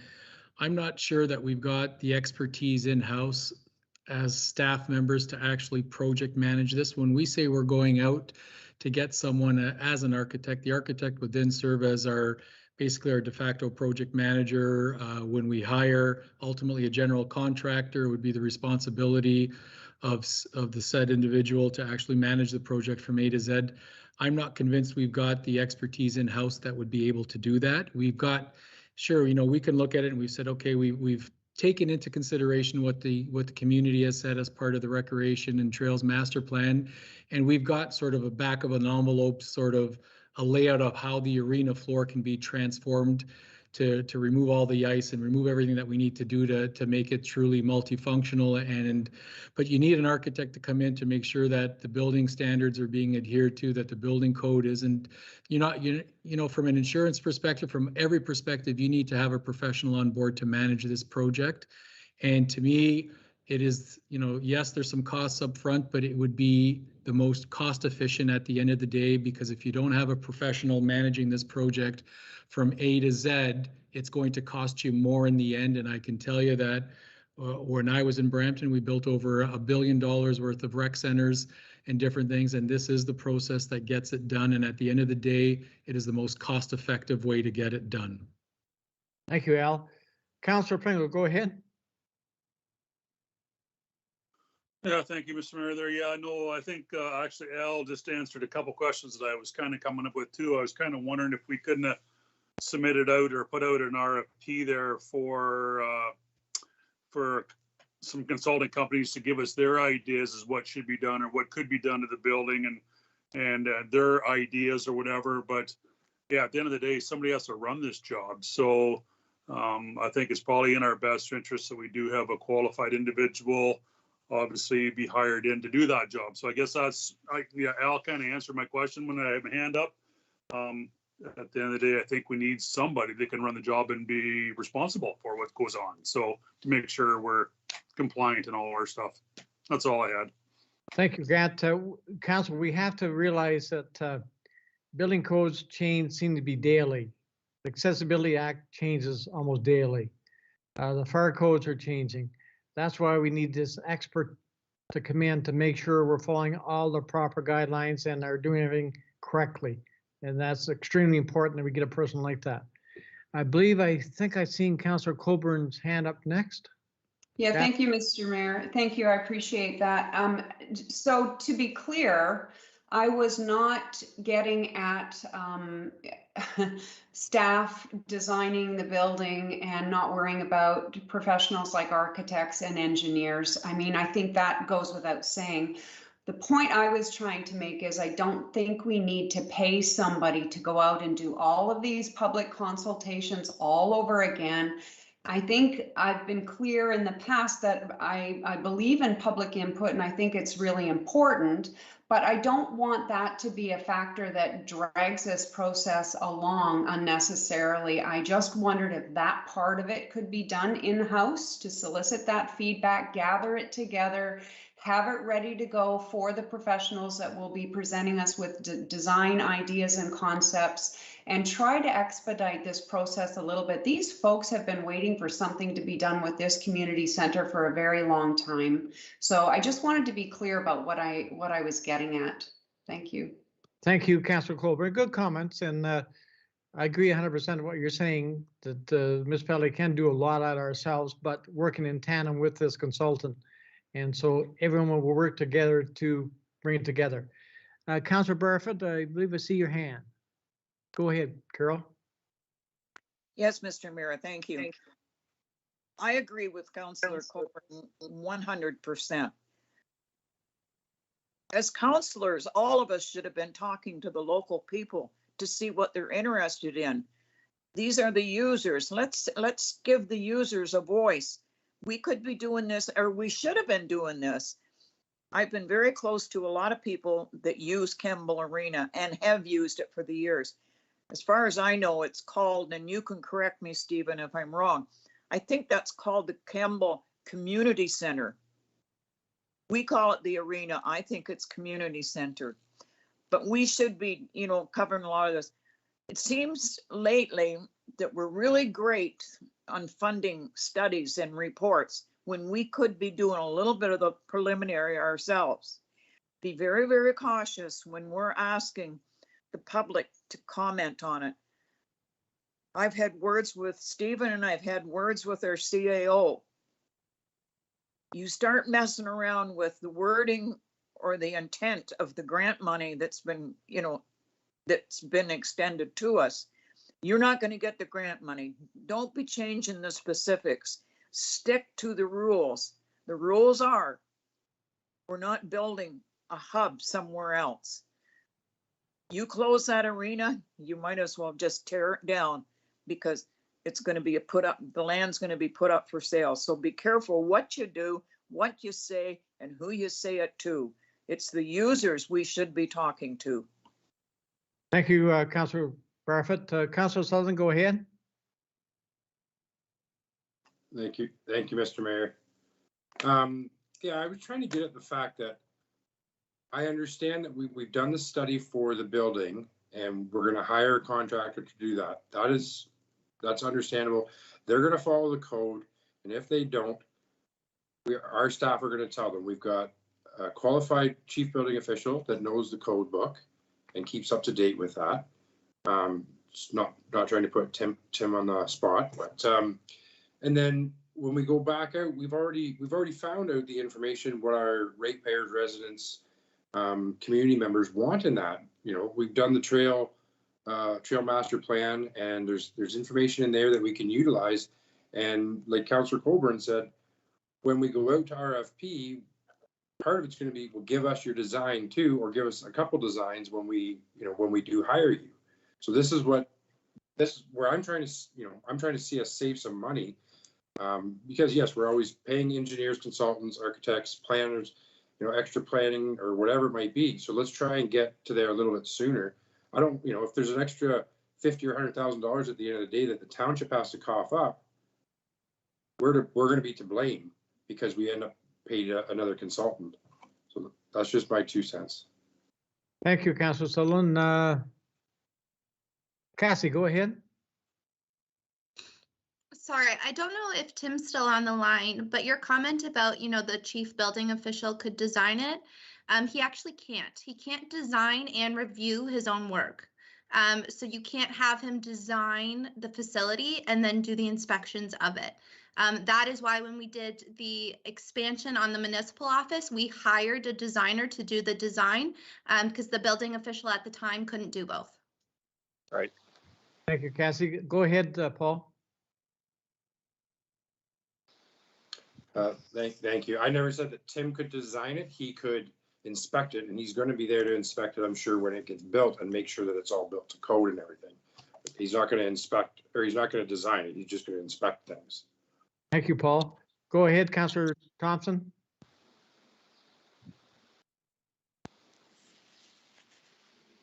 You muted, Brian. Pardon me, sorry. When I launched in there, I was trying to suggest that we rebrand it from the Kemble Arena. And Carol, I think we're on the same side. I think we agree with each other about that. I think we need to rebrand it because unless I'm mistaken, the building says Kemble Arena on it. So I think the last time I was there, it says quite clearly right over the front door, Kemble Arena. And I think that's what I'd like us to turn our attention to. It's not an arena. It's what we want is a Kemble Community Center. So I totally agree with you. That's why I'd like us to start changing our language and our signage too. Thank you, Councillor Thompson. Mr.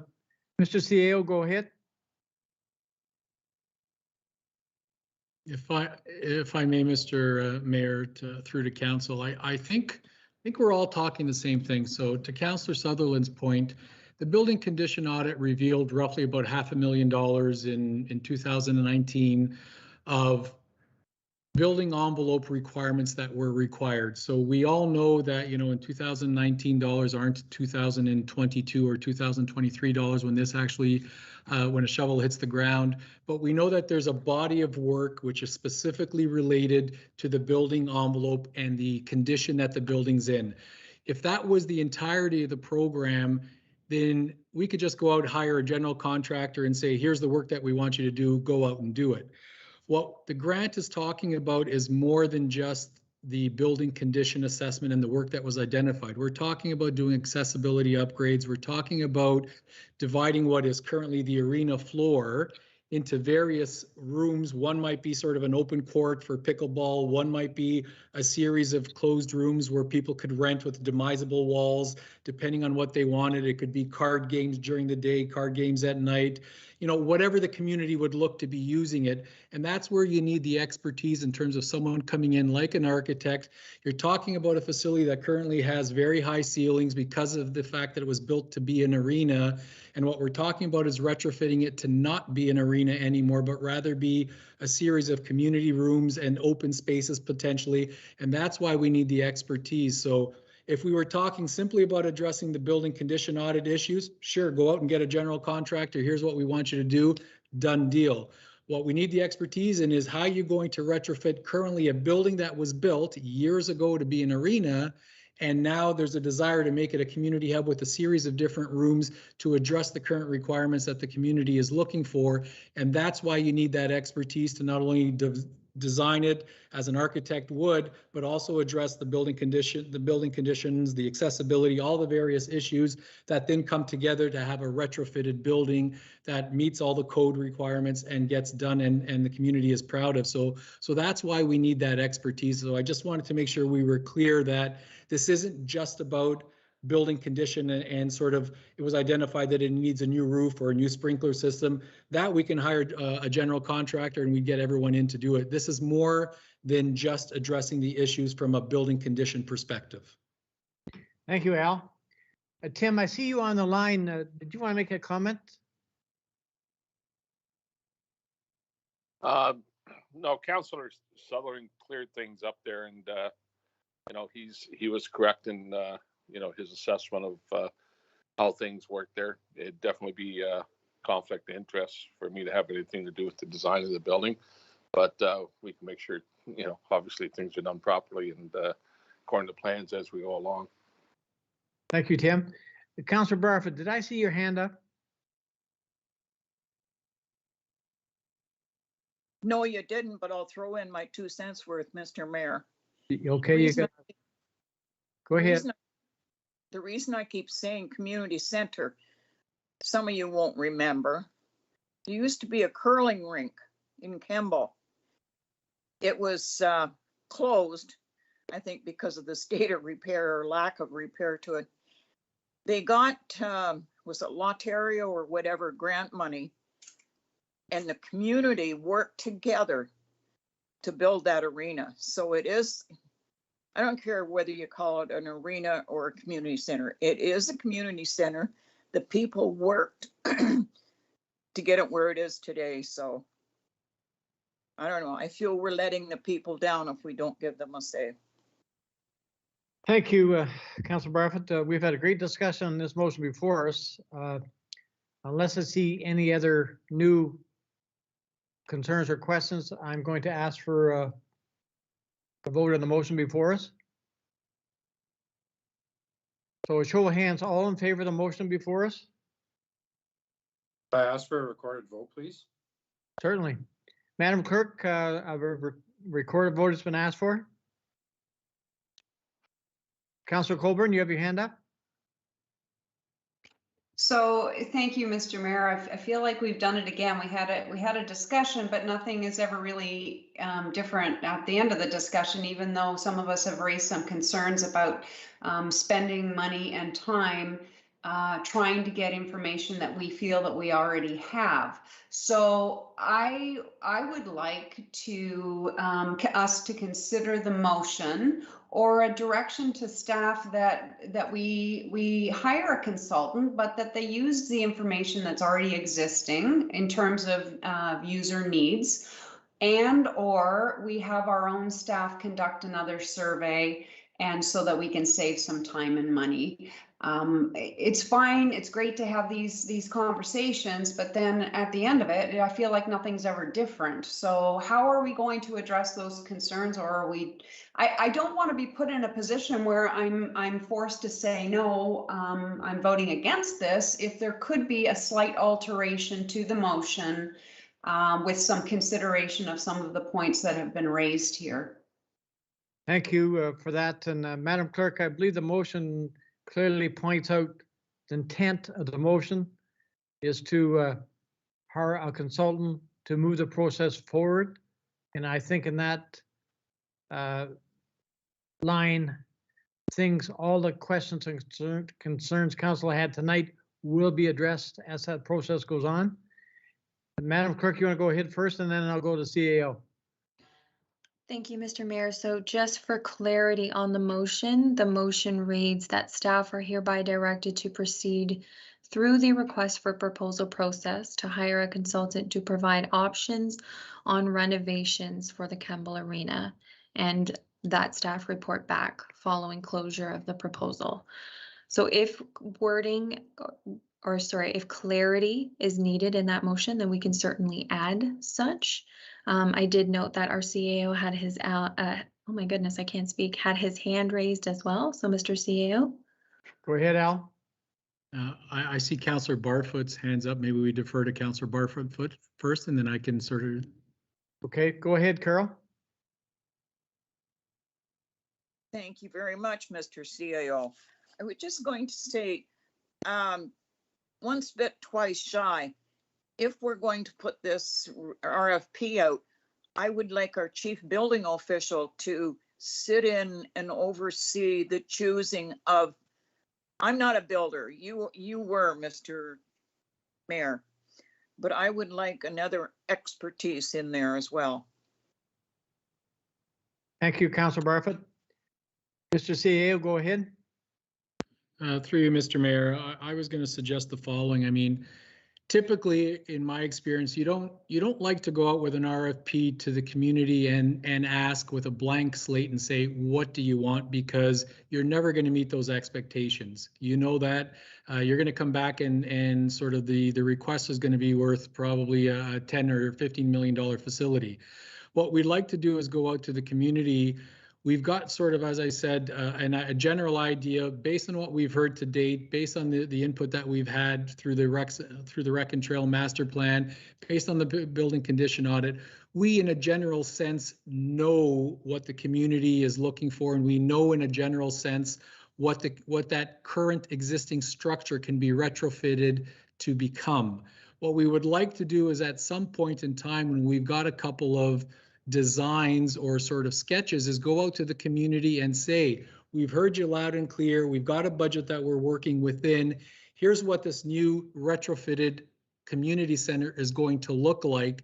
And that would be the opportunity, or sort of that last opportunity for our community to say, yes, great, or, you know, maybe we don't like a pickleball, we want more community rooms, or maybe we want 2 pickleball courts versus all these community rooms.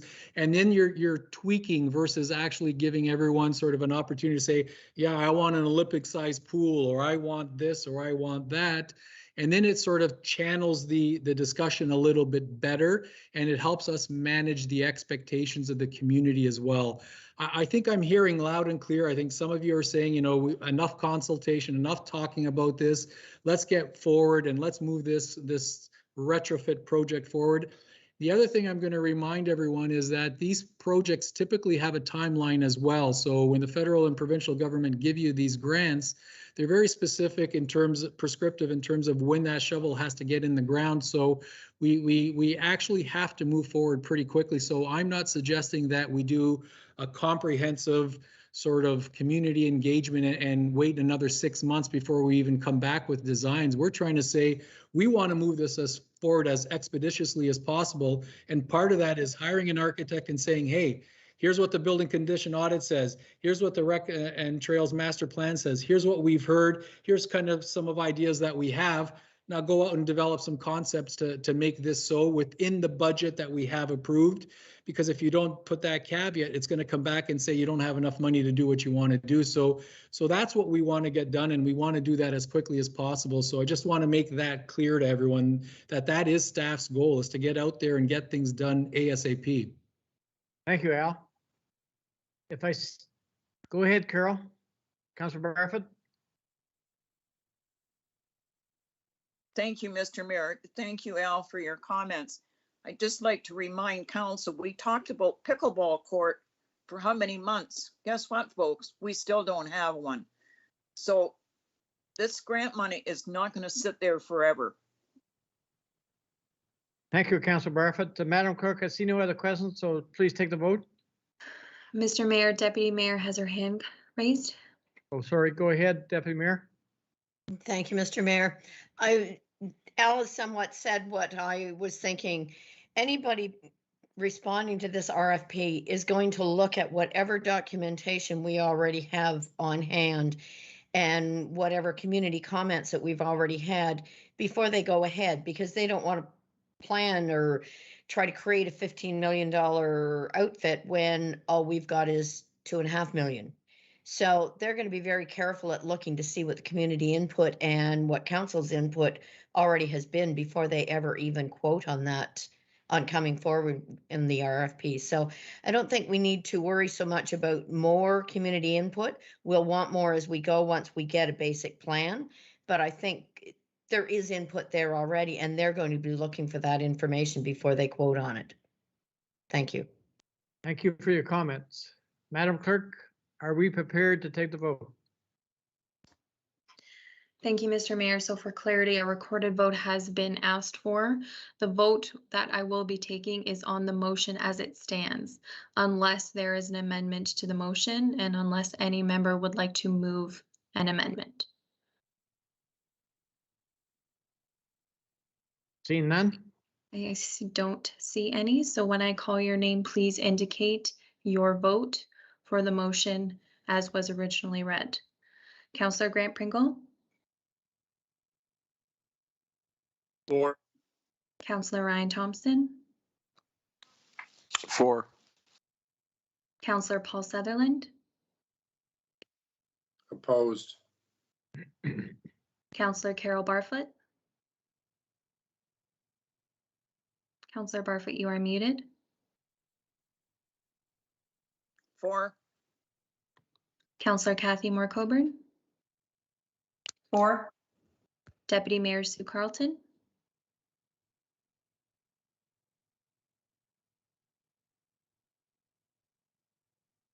Okay, Deputy Mayor Carlton is absent. And Mayor Dwight Burley? For. Thank you. I'm back, Brittany. Oh, okay. Deputy Mayor Carlton, how do you My vote? laptop just shut right down, so I'm for. Thank you. Thank you, Deputy Mayor, and thank you, Mr. Mayor. That carries. Thank you. Councillor Barfoot, I see your hand is up. You're muted, Carol. Yeah, go ahead. Sorry, Mr. Mayor. something I should have mentioned before. One very important thing that we've forgotten about. We have user groups that have used the arena over the years that have set it up to meet the needs of whatever use, you know. And I'm thinking, for example, carpet bowling is very, very popular there. The carpet bowling group are pretty self-sufficient. We have other groups that have been there that would help in this. So let's not worry about the nickel and diming stuff, you know, like painting lines. Let's worry about the structural stuff. That's the important stuff. This is a very tight-knit community. There's a lot of retired people. There's a lot of young families down there now. And I'm sure if we do the bulk of the work, you will see these user groups step forward and help out. Thank you, Councilor Barfoot. So I'm going to move on to the agenda. We're down to the next item on the operations agenda. I have a recommendation here that the Committee of the Whole receive report OPS 2021-40 entitled Water Billing Relief Request for 597 Princess Street for information purposes, and as a property owner has not compiled with identity and recording the cause or of the leak. As a property owner has not compelled with identifying and repairing the cause of the leak as outlined in policy ENV 0816 water billing relief to ensure that a future leak does not occur, that no relief be granted. Someone to move to put it on the floor, please. Moved by Councillor Pringle, second by Councillor Sullivan. Madam Clerk, my screen seems to be disappearing on me, but I think everyone's there. Mr. Dolmar, go ahead. Thank you, Mr. Mayor. Through you, Mr. Mayor, to Committee of the Whole members tonight. So on July 5th, a water invoice was sent out to this property owner. The property owner noticed that there was a high usage on water being at this location on Princess Street. Upon the contact in the township regarding the high water bill, the utility coordinator attended the property on July 21st and completed a data log with the data logger. The data log confirms that there was a period of 16 consecutive days of extremely high usage, which was abruptly stopped on the 17th day. In addition to the heavy usage, there were multiple days with significant usage in the 2 weeks leading up to the requested relief. While on site, the utility coordinator could not identify any cause for the extreme usage, and neither the resident could provide any explanation for the high water usage or the reason for the sudden return to normal. No plumber was called and no repairs were made or documented at this location. As outlined in the policy, 4 requirements are required to be met by the property owner. In this instance, the first 3 were being met, so the problem was successfully dialogued and exceeded 10 days. This is the first occurrence of the leak at this address, and the excessive usage of water has stopped prior to the data log. However, the 4th requirement was not met, being that there's no proof of any complete repairs to prevent a future leak down the road here. So at this moment in time, there's no leak. The leak was never repaired, so we have no record of the plumber being called or any information on regards to that leak. Thank you, Mr. Dolmer. A question before I go to council, Steve. If this occurrence happens again, does the property owner still have an opportunity to come back to ask for relief? If this happens again, they do have the option to come back for relief because it is a one-time option, but we have to have proof that the work was completed by a plumber or the leak was solved or fixed. Okay. Council, have any questions?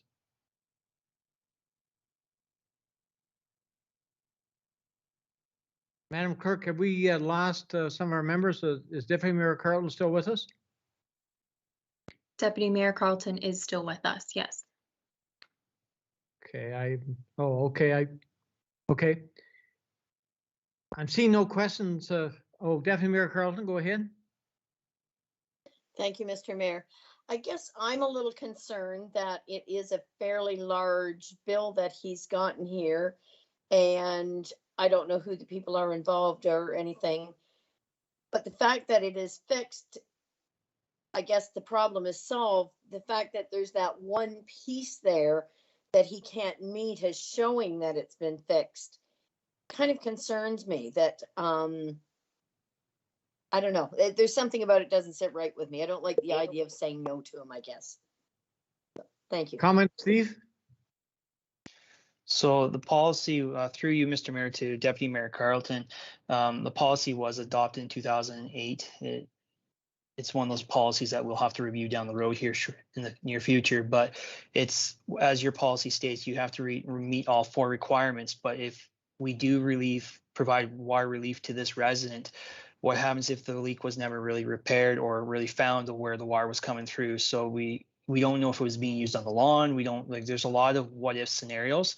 And I would caution council on that kind of decision if all 4 items were not really met through your policy. Thank you, Steve. I had the same concerns, and my biggest concern is that not being able to find out what the problem was. And if it happens again and we give relief, they can't go for relief again. I had the same concern. If I'm seeing no other comments from council, I'll ask for a vote on the motion before us. A show of hands, all in favor of the motion before us? I believe it's there. Councillor Barfoot, did you vote? Are you opposed? Mr. Mayor, if you can call for those opposed. Okay, for all those opposed to the motion before us? Deputy Mayor Carlton? And Councillor Barfoot? Opposed. Okay, I'm opposed. so I believe the motion is carried. Okay, let's move along here. We're now down to public question period. We have one registered participant to public question period. Miss Pam Wilson. Go ahead, Pam. Thanks for waiting. It's been a long time, but go ahead.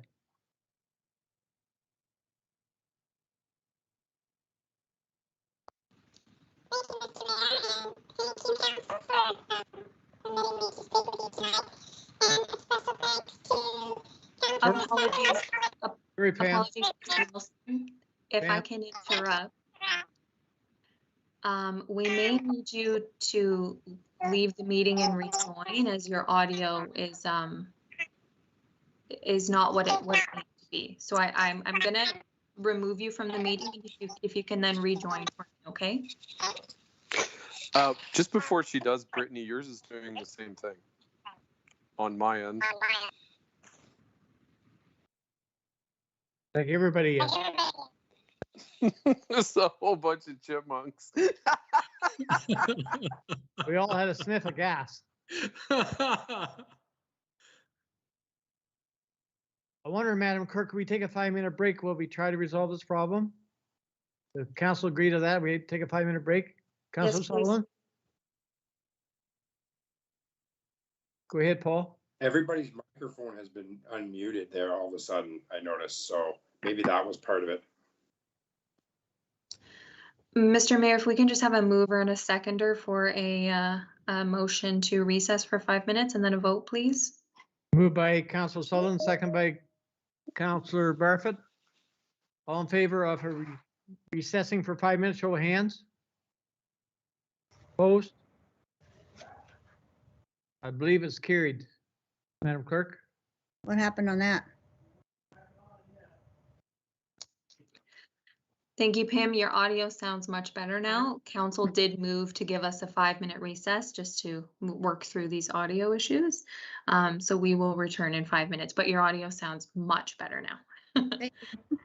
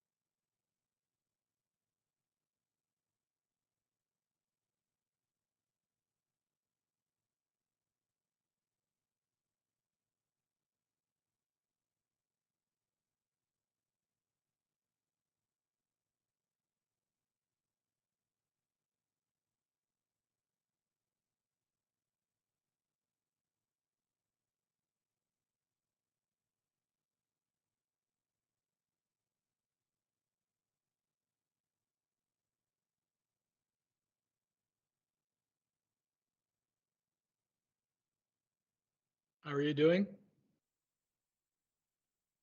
I'm well. How are you? I'm very good, thanks. Well, your volume's much better now. I don't know what happened. Almost sounded like a Disney cartoon, like, like the chipmunks talking things. Yeah. Well, I assure you my mouth was empty. Oh dear. These things are sent to try us, aren't they? That's okay. As long as we're patient, we'll get through it. Absolutely.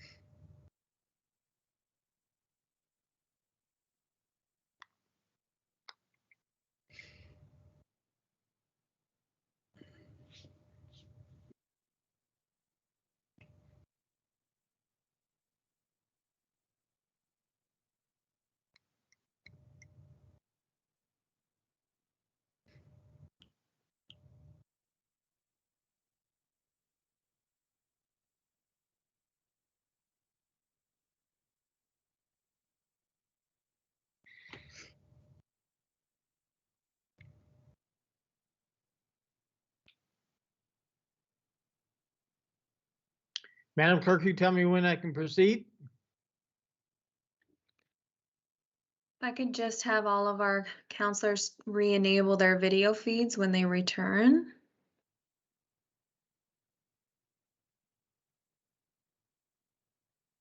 Perfect. So we have a quorum. Brian, if you can please re-enable the live stream and we can get started.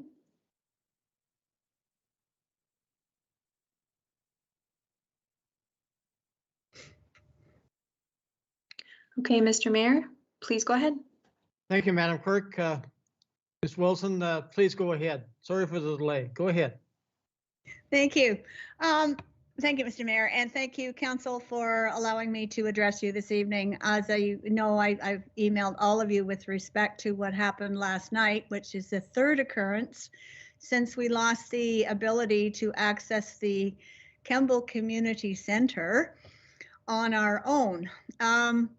We had up until, I guess we've been running probably about 20 years or more with the carpet bowling, and I think it's either 8 or 12 years that I've been running it without any issue until I think it was 2018 when we had some neighborhood children, teenagers who somehow gained access to the building. And I'm not sure if there was damage done, but it did result in the keys being called in. We apparently at the moment are the only users of the building.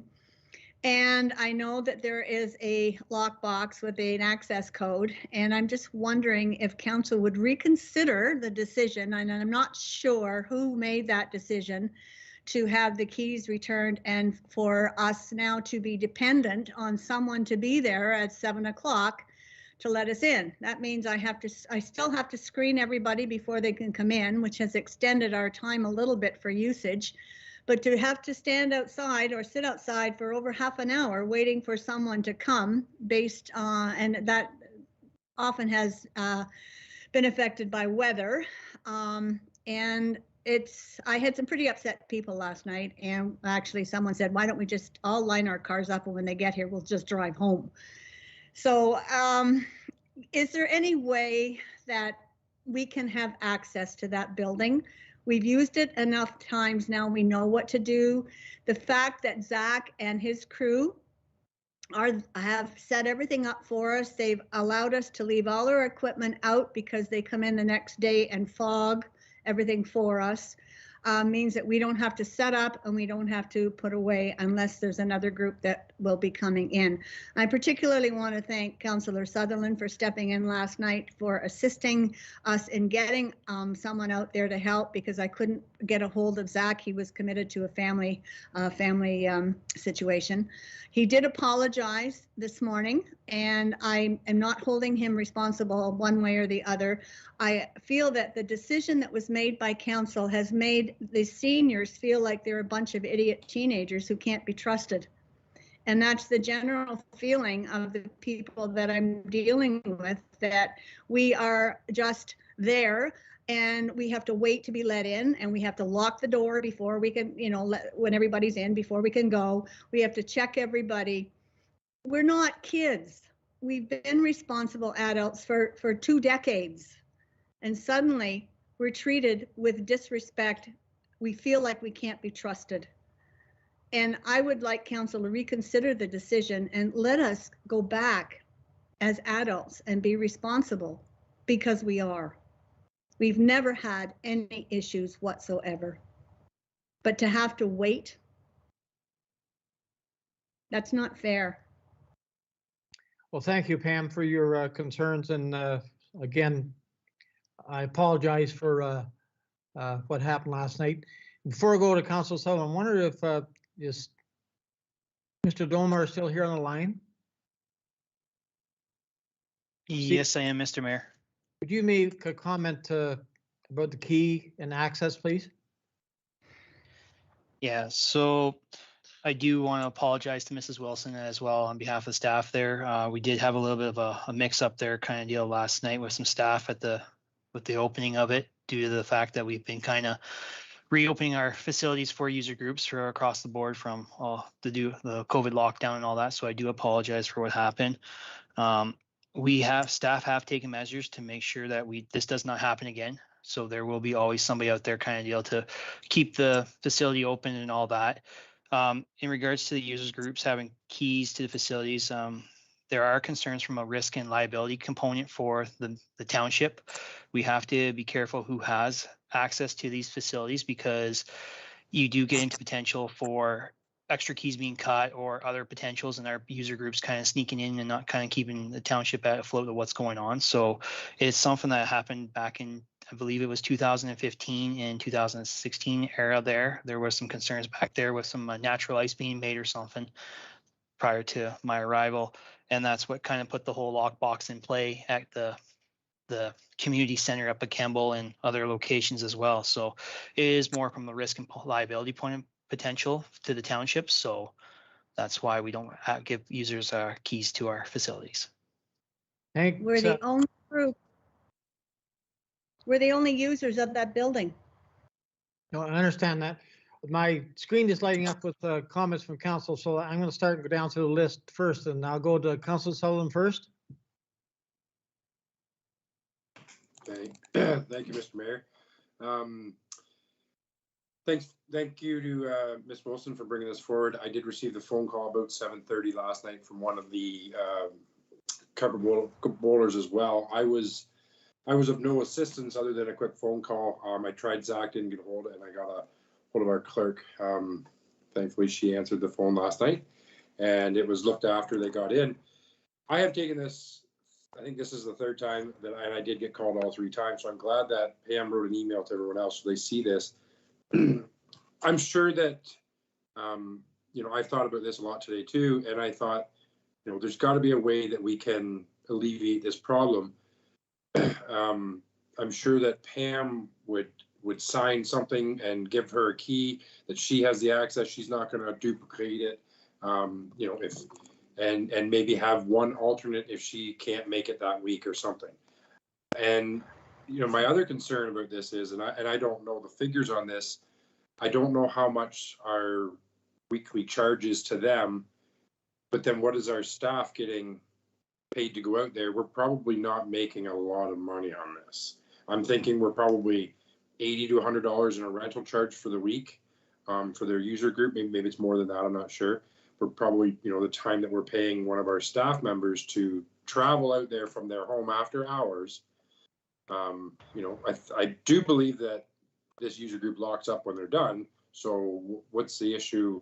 If our staff are going out the next day to fog everything or inspect later on in the week, they're going to see, oh, well, there's been damage. It's been them. Or, oh, there's been no damage like there's been for 20 years from this user group. So I don't see a problem trying to get them a key so that nobody else is bothered after hours either when they want to go and have their fun and enjoyment. Thank you. Thank you, Councilor Sullivan. I'm going to go down through all council members first before I go any further. I'm going to go to Councilor Colburn next. Thank you, Mr. Mayor. And through you to our ratepayer, Pam, thanks for coming and thanks for bringing this to our attention. And I would just add council's apology to you as well. It's unfortunate. I don't want to belabor it or make it into something greater than it is, but we have a philosophy of customer service and we've dropped the ball. We've also made a commitment through our Master Rec and Trails plan to make recreational activities accessible to all, and we have dropped the ball in that regard as well. So it's more than unfortunate that this has happened. I agree with Councillor Sutherland, and you can mark this down because normally I'm a stickler for rules and following the policy to a T. But in this case, it doesn't seem to me that the risk is that great for this particular community center. And given that this is the only group that's in there, if Mrs. Wilson can sign a form, some kind of a waiver, I think that would satisfy it. I certainly am not willing to entertain giving keys out to the Shallow Lake Community Center where there's a little more risk and a little more damage that could be costly done there. But in this case, I don't see that should be a big concern. Thank you. Thank you, Councillor Colburn. Now I'm going to go to Councillor Barfoot next. Okay, first of all, Pam, I was shocked when I got your message this morning. That's not how we do business. I think the thing here is we have to sort of put our heads together. I'm sure, does the staff go, okay, maybe this is for Steve, where'd he go? He's there. Okay, Derby Community Center, there's a user group that uses that all the time, or did before COVID. Does a staff member go there to let them in? Because at one time, there was a key holder in Kilsyth that had a key and would let the groups in. They were under contract to the township. That's correct, Carol. I'll let Steve reply to that. Go ahead, Steve. Yeah, since COVID started here, we've been the ones going down to all the community centers and opening them up for all user groups right now. We don't use a key group anymore to do our facilities, as we have our own staff opening up and closing the doors and fogging after the usage of that facility down in Derby as well. So when we did have the lacrosse there, our staff were there to open up the doors, and then we were there to close it and then also do the final clean on the facility as well for COVID to move forward. I will say one thing, that it's been many, many, many years since we've had natural ice in Kemble Arena, because with the global warming, it hasn't been cold enough in the winters to have it. Carpet Bowling have been using it for years and are a real supporter of Kemble Arena. It's the only reason we got a fridge there is because the Wilsons or Stove, one or the other, donated it. That community has been very supportive, and to get treated, I know last night was unfortunate, but what blew my mind was we just hired another full-time employee at Shallow Lake Arena, and yet we couldn't arrange for someone to be there. Come on, that's unforgivable. Thank you, Councillor Barfoot. I'm going to go to Councillor Pringle next. Yeah, thank you, Mr. Mayor there. Yeah, and again, too, Pam, my apologies from myself too on what happened. That isn't acceptable in Georgian Bluffs. It's not the way we should try to run business, but I'm kind of thinking that, and Steve and Al probably be able to answer this question better than maybe I can, but are we not bound by insurance and policy to have employee on the premises when they're being rented out? I know when we go to the Desborough Arena to rent to play hockey there or whatever, there has to be a facility from the township in the arena when we're there. We're not allowed in. So does that play in Georgian Bluffs here? Is there something to that policy where we have to have someone from the township there while it's being rented out, just for the liability standpoint? Who would like to, Steve, you want to reply to that? Or Al? So through you, Mr. Mayor, to Councillor Pringle. Right now, what we do here with our 4 Parks and Recs kind of guys, they go to each arena, open up, and then they float around between the 3 arenas to make sure that the user groups are using the facilities in safe conditions, and then trying to keep up with the COVID constrictions and all that, and try to make sure that everybody's doing their thing.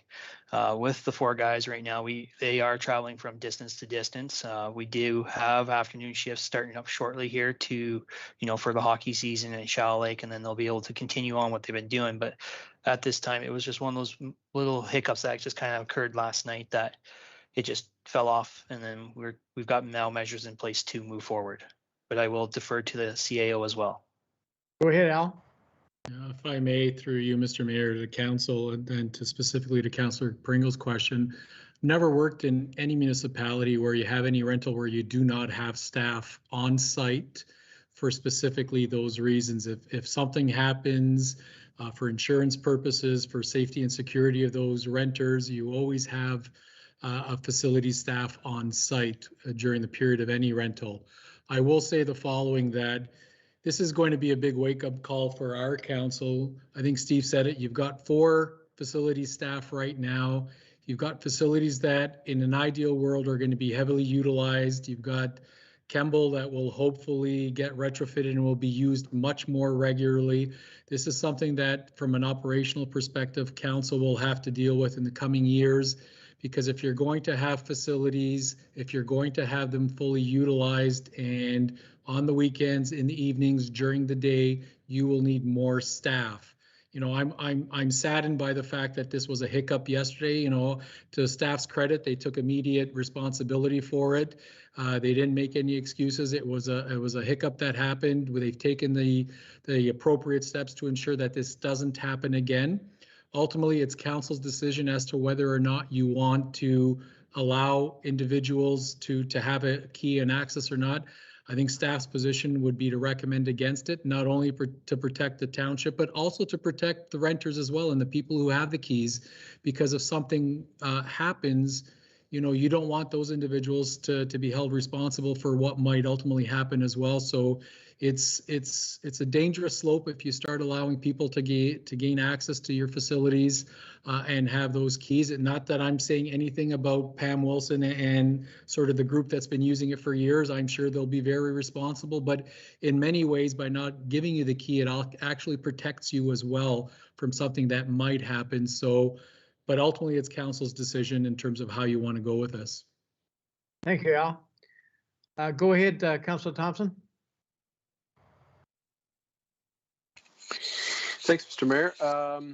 Again, echoing the sentiments of everyone else. Pam, sorry for that. You've been a long time user there, and I've actually been out to the carpet bowling a couple times, and it's interesting to watch. So the history on this was, Paul, you'll remember the exact number of years probably better than me, but I think there was an effort made to make natural ice at the facility. Well, time flies. It was probably 4 or 5 years ago when it happened, maybe less. Pam, you'll know because you had a key up until then. I'm not laughing. And just you'll remember the date. What happened at the time was a group had approached and said we'd like to make natural ice, and we of course allowed them to do that with the allowance that we would check the ice before they used it. Unfortunately, somewhere between that time and them starting to make ice, they were on the ice using it, no helmets, and it appeared on Facebook. So the group out there using the ice, skating on it with cracks, not suitable, not helmets, posted on Facebook was a great concern to our insurance company, obviously. And at that time, to secure the sort of security, all the keys were brought back in. So carpet bowling had nothing to do with that, obviously, but they were sort of unintended or friendly fire in that incident. So I can see all sides of this. I am, like Councillor Coburn, typically on the side where I think we need to manage the risk and the policies. But in this circumstance, there is no one using this facility. We're upside down when our staff go to let in and out.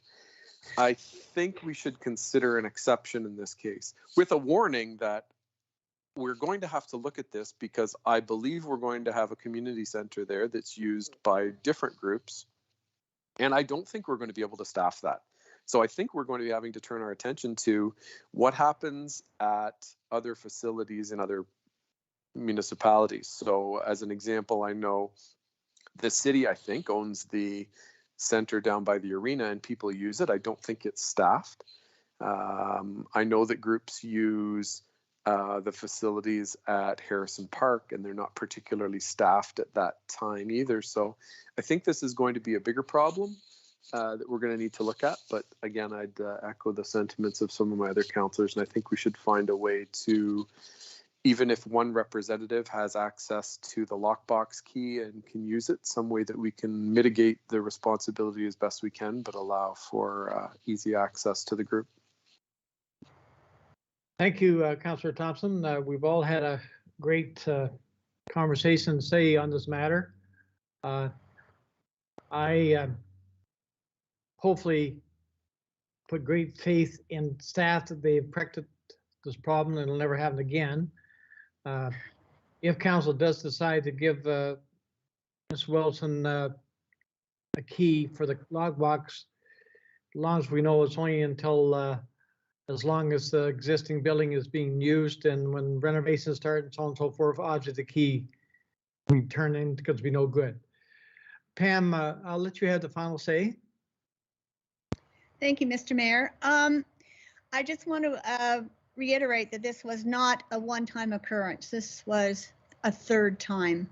And the first two times we were again assured that it wouldn't happen. And I'm not holding Zach responsible at all. There were circumstances that happened. I was hoping that council would see that maybe there's another answer for people getting in. We have never, ever had anyone there in all the years that I've been doing this carpet bowling. We have never had a representative from the rec department or from council in attendance while we've been using the facility, and there has never been an issue. Now I'm happy not to be given a key, but I will not be happy, and neither will the bowlers, if this happens again. So I'm not sure which way to go with this. I don't particularly want the legal responsibility. I know that that staff comes in the next day and does the fogging. So if there's anything that happens between the next day and the following Tuesday, it will be on my shoulders. But if I'm the only person that has access to the lockbox, then there shouldn't be an issue. So I'm sitting on the fence with this one. Thank you, Pam. True statements.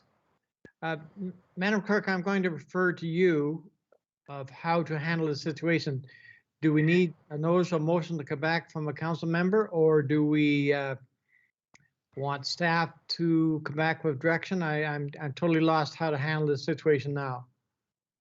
Thank you, Mr. Mayor. And normally I would have a recommendation one way or the other, but it doesn't seem as though council has come to a unanimous support of either providing a key or not. So at this point, if any member of council would like to provide a notice of motion in favor of providing a key to the Kemble Mountain, or the Kemble Carpet Bowlers, not the Kemble Mountain Trail, then they may do so, and we can work on wording to that effect for consideration at the August 25th council meeting. Thank you, Madam Clerk. Do I have a council member that would like to bring that notice of motion forward? Is Councilor Colburn, are you bringing a notice of motion forward, or you want comments? Go ahead. Yeah, I just wonder, Mr. Mayor, through you to our ratepayer who's here this evening, I wonder if I can make this suggestion. And I certainly don't want to put this back on staff's plate when they're so busy. It seems like a simple issue that we should be able to resolve this evening. Pam, I wonder if we were able to give you our word that this issue is not going to happen again, and the assurances that have been provided to us by our Director of Operations and our CAO, and remove the risk from yourself as the organizer, remove the risk for the municipality. And should it happen one more time, then that'll be the game changer. I wonder if I could put that out there for you to consider. Great suggestion, Councilor Colburn. Go ahead, Pam. Thank you, Mr. Mayor. Through you to Kathy Colburn. Yes, I can accept that. I'm not sure that the rest of the ratepayers involved in this would be willing to entertain it, but my feeling is I don't want this responsibility thrown on my shoulders given what I've heard tonight.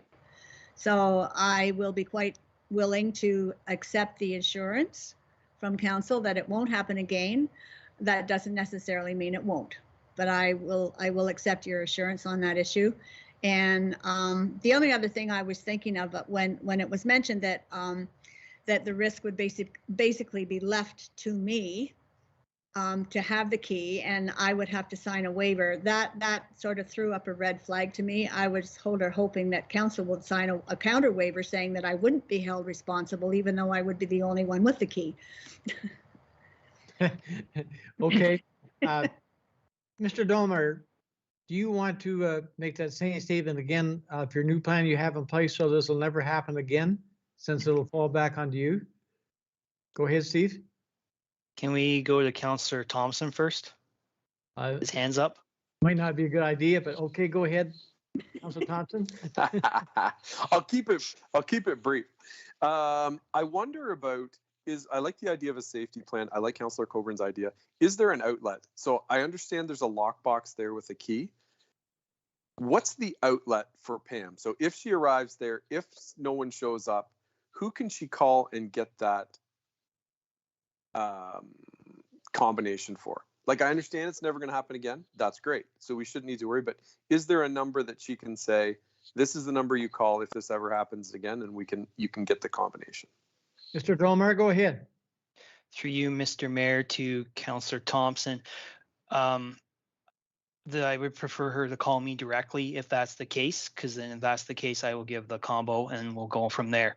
The other thing too, I just want to clarify with council, it is not a key that is there. It's actually a punch combo lock that has to get into the building. The keys were all kind of disemboweled and removed, and then it's just an actual punch code on the door to get in going forward. Okay, and just to make the comment about reassuring that it will never happen again. I see Councillor Coburn is up.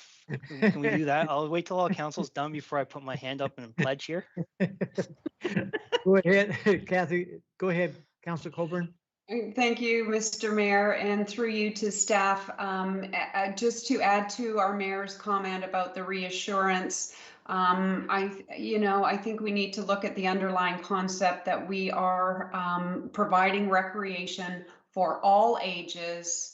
And it needs to be accessible. So as well as that reassurance that our mayor is asking you to provide, I would ask that staff be there, not 5 minutes before the carpet bowling begins, but probably, Pam, correct me if I'm wrong, but 20 minutes at least, a half an hour. With COVID and the screening that needs to be done, they need some lead time.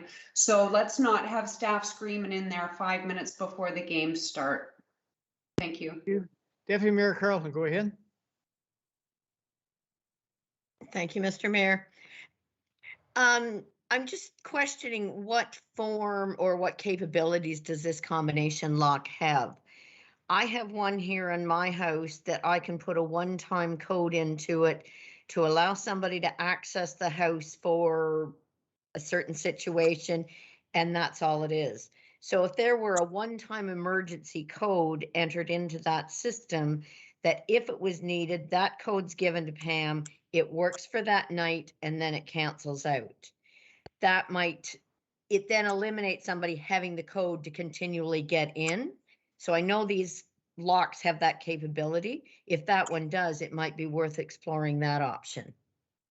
Okay, before I go to Al, I'll go to Councillor Barfoot first. Thank you, Mr. Mayor. I have a simple solution. Pam shouldn't have to do anything. She's a user. What I'm saying is, if it happens again, not only do carpet bowlers get that night free, they get the rest of their season free. Okay, Al, go ahead. I know that's going to be your suggestion too, eh? Through you, Mr. Mayor, and through the generosity of Councillor Barfoot, I was gonna just mention one thing. I was gonna say that there's almost a $200 solution here. Is as long as there's Wi-Fi in the arena. There's these smart locks that are now available. You with your smartphone, if you get a phone call and for whatever reason someone doesn't have access, it can be unlocked remotely. It's done. It locks upon someone departing the arena or the facility. It's a one-time code, as the deputy mayor had talked about. So there really is, as long as there's Wi-Fi and it's reliable and it's on, a smartphone solution and a $200 lock gets installed, and you'll never have this problem again. And the group, and actually as part of their rental, they can get a code on a weekly basis that would be unique to them. They would key in that code, the door would open up. We would have record at the township offices of who put in that code, and we would know that only one person was given that code. If the door is opened with another code, then we know that it wasn't Pam's responsibility. And it's a relatively quick fix as long as we've got reliable Wi-Fi in the facility. Thank you, Al. Pam, I'm going to let you have the last say before I go to Steve. Thank you, Mr. Mayor. I appreciate Mr. Menace's comment there, and I think that is a pretty viable solution. And I like the idea of it being just a one-time thing where once it's utilized, it will no longer work again until the next time when someone calls in, or it'll be me who calls in, providing I have a phone number to access, and providing that you're saying that phone number will automatically open the building for me, if I understood you correctly, or would it go to someone who would then have to open the building? Through you, Mr. Mayor, to the resident, what I'm suggesting is, as part of the rental process, so if you've got a rental, let's say every Tuesday night at 7 p.m., part of the rental confirmation will give you a code on a weekly basis in terms of what that code would be in. But that's assuming there's Wi-Fi there. If there, I don't know whether there's internet and Wi-Fi at the facility or not. But if we do have that, it's a simple $200 solution. Okay, Steve. Through you, Mr. Mayor, to Mrs. Wilson, staff has measures in place that this will not happen again. And if so, you were to call my cell phone number, which I will provide to you through the email chain as well. And then we'll make sure we have communication that way as well. And then we'll make sure that door is always open for you guys to come in and go. So are you saying that if I call you, you can open the door electronically, or do we have to wait for 30 minutes? So at that time, you probably have to wait maybe 5 or 6 minutes at max. Somebody lives close by? That is correct. Oh, it's not the mayor either, Pam. Well, there's only you and Mr. Sutherland. Anyway, Pam, we've had a great conversation. Hopefully, again, on behalf of the municipality, I apologize for what happened, and hopefully it'll never happen again. And we can move forward with everything. And again, thanks very much for coming here and talk to council tonight. We really appreciate it. And thank you for entertaining it. It's been a worthwhile discussion. Thank you. Thank you. As I said before, we've had a long agenda here. We're not even halfway through it, so I think I'll move on with our agenda. We have no unfinished business. I believe we've no new business. We've no notice of motions. I think our council has had a break, and we do not need any more breaks unless I hear differently. If not, I'm going to read this motion recommendation here to go in closed session. The committee of the whole move into closed session at 7:55 p.m. with CAO, Director of Operations, Director of Finance, Senior Planner, Chief Building Official, and Clerk to discuss 1, advice that is subject to solicitor-client privilege, including communication necessary for that purpose. 2, the security of the property of the municipality or local board. 3, litigation and potential litigation, including matters before administration tribunals affecting the municipality or local board. 4, personal matters about identifiable individuals, including municipal or local board employees. And 5, a position, plan, procedure, criteria, or instructions to be applied to any negotiation carried on or to be carried on by or on behalf of the municipality or local boards. 6, personal matters about an identifiable individual, including municipal or local board employees. I do not think there's anything else left on that guide that we could put in there. Do I have someone to move the motion, please? Moved by Councillor Colburn, second by Councillor Sullivan. If there's no discussion, all in favor of going of the motion before us? It's carried. We are now, excuse me, we are now in the going in closed session. So go out and go into your closed session agenda, please. Thanks, Pam.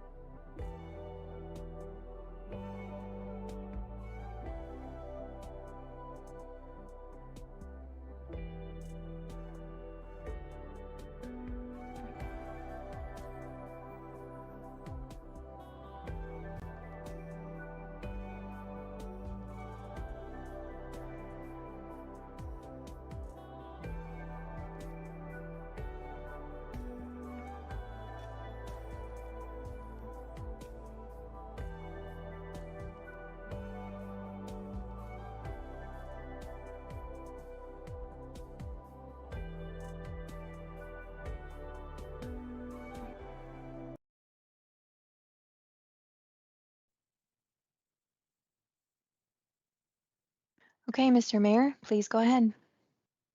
Thank you, Madam Clerk. Committee went into closed session to discuss matters under open meeting exemptions F, A, E, and B of Section 239 of the Municipal Act. As a result of closed session discussions, the following actions were taken. 1, direction was provided to staff.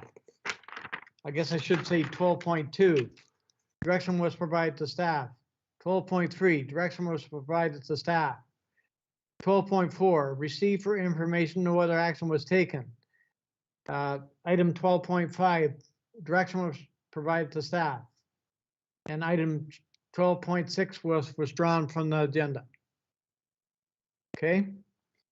We know the business here tonight, unless somebody wants to continue on. I won't be here. But anyway, I need a motion to adjourn. Moved by Councilor Colburn, second by Deputy Mayor Carlton. Is there anyone in favor of adjournment? Show of hands, please. We are now adjourned. Thanks, everybody, and thanks to staff.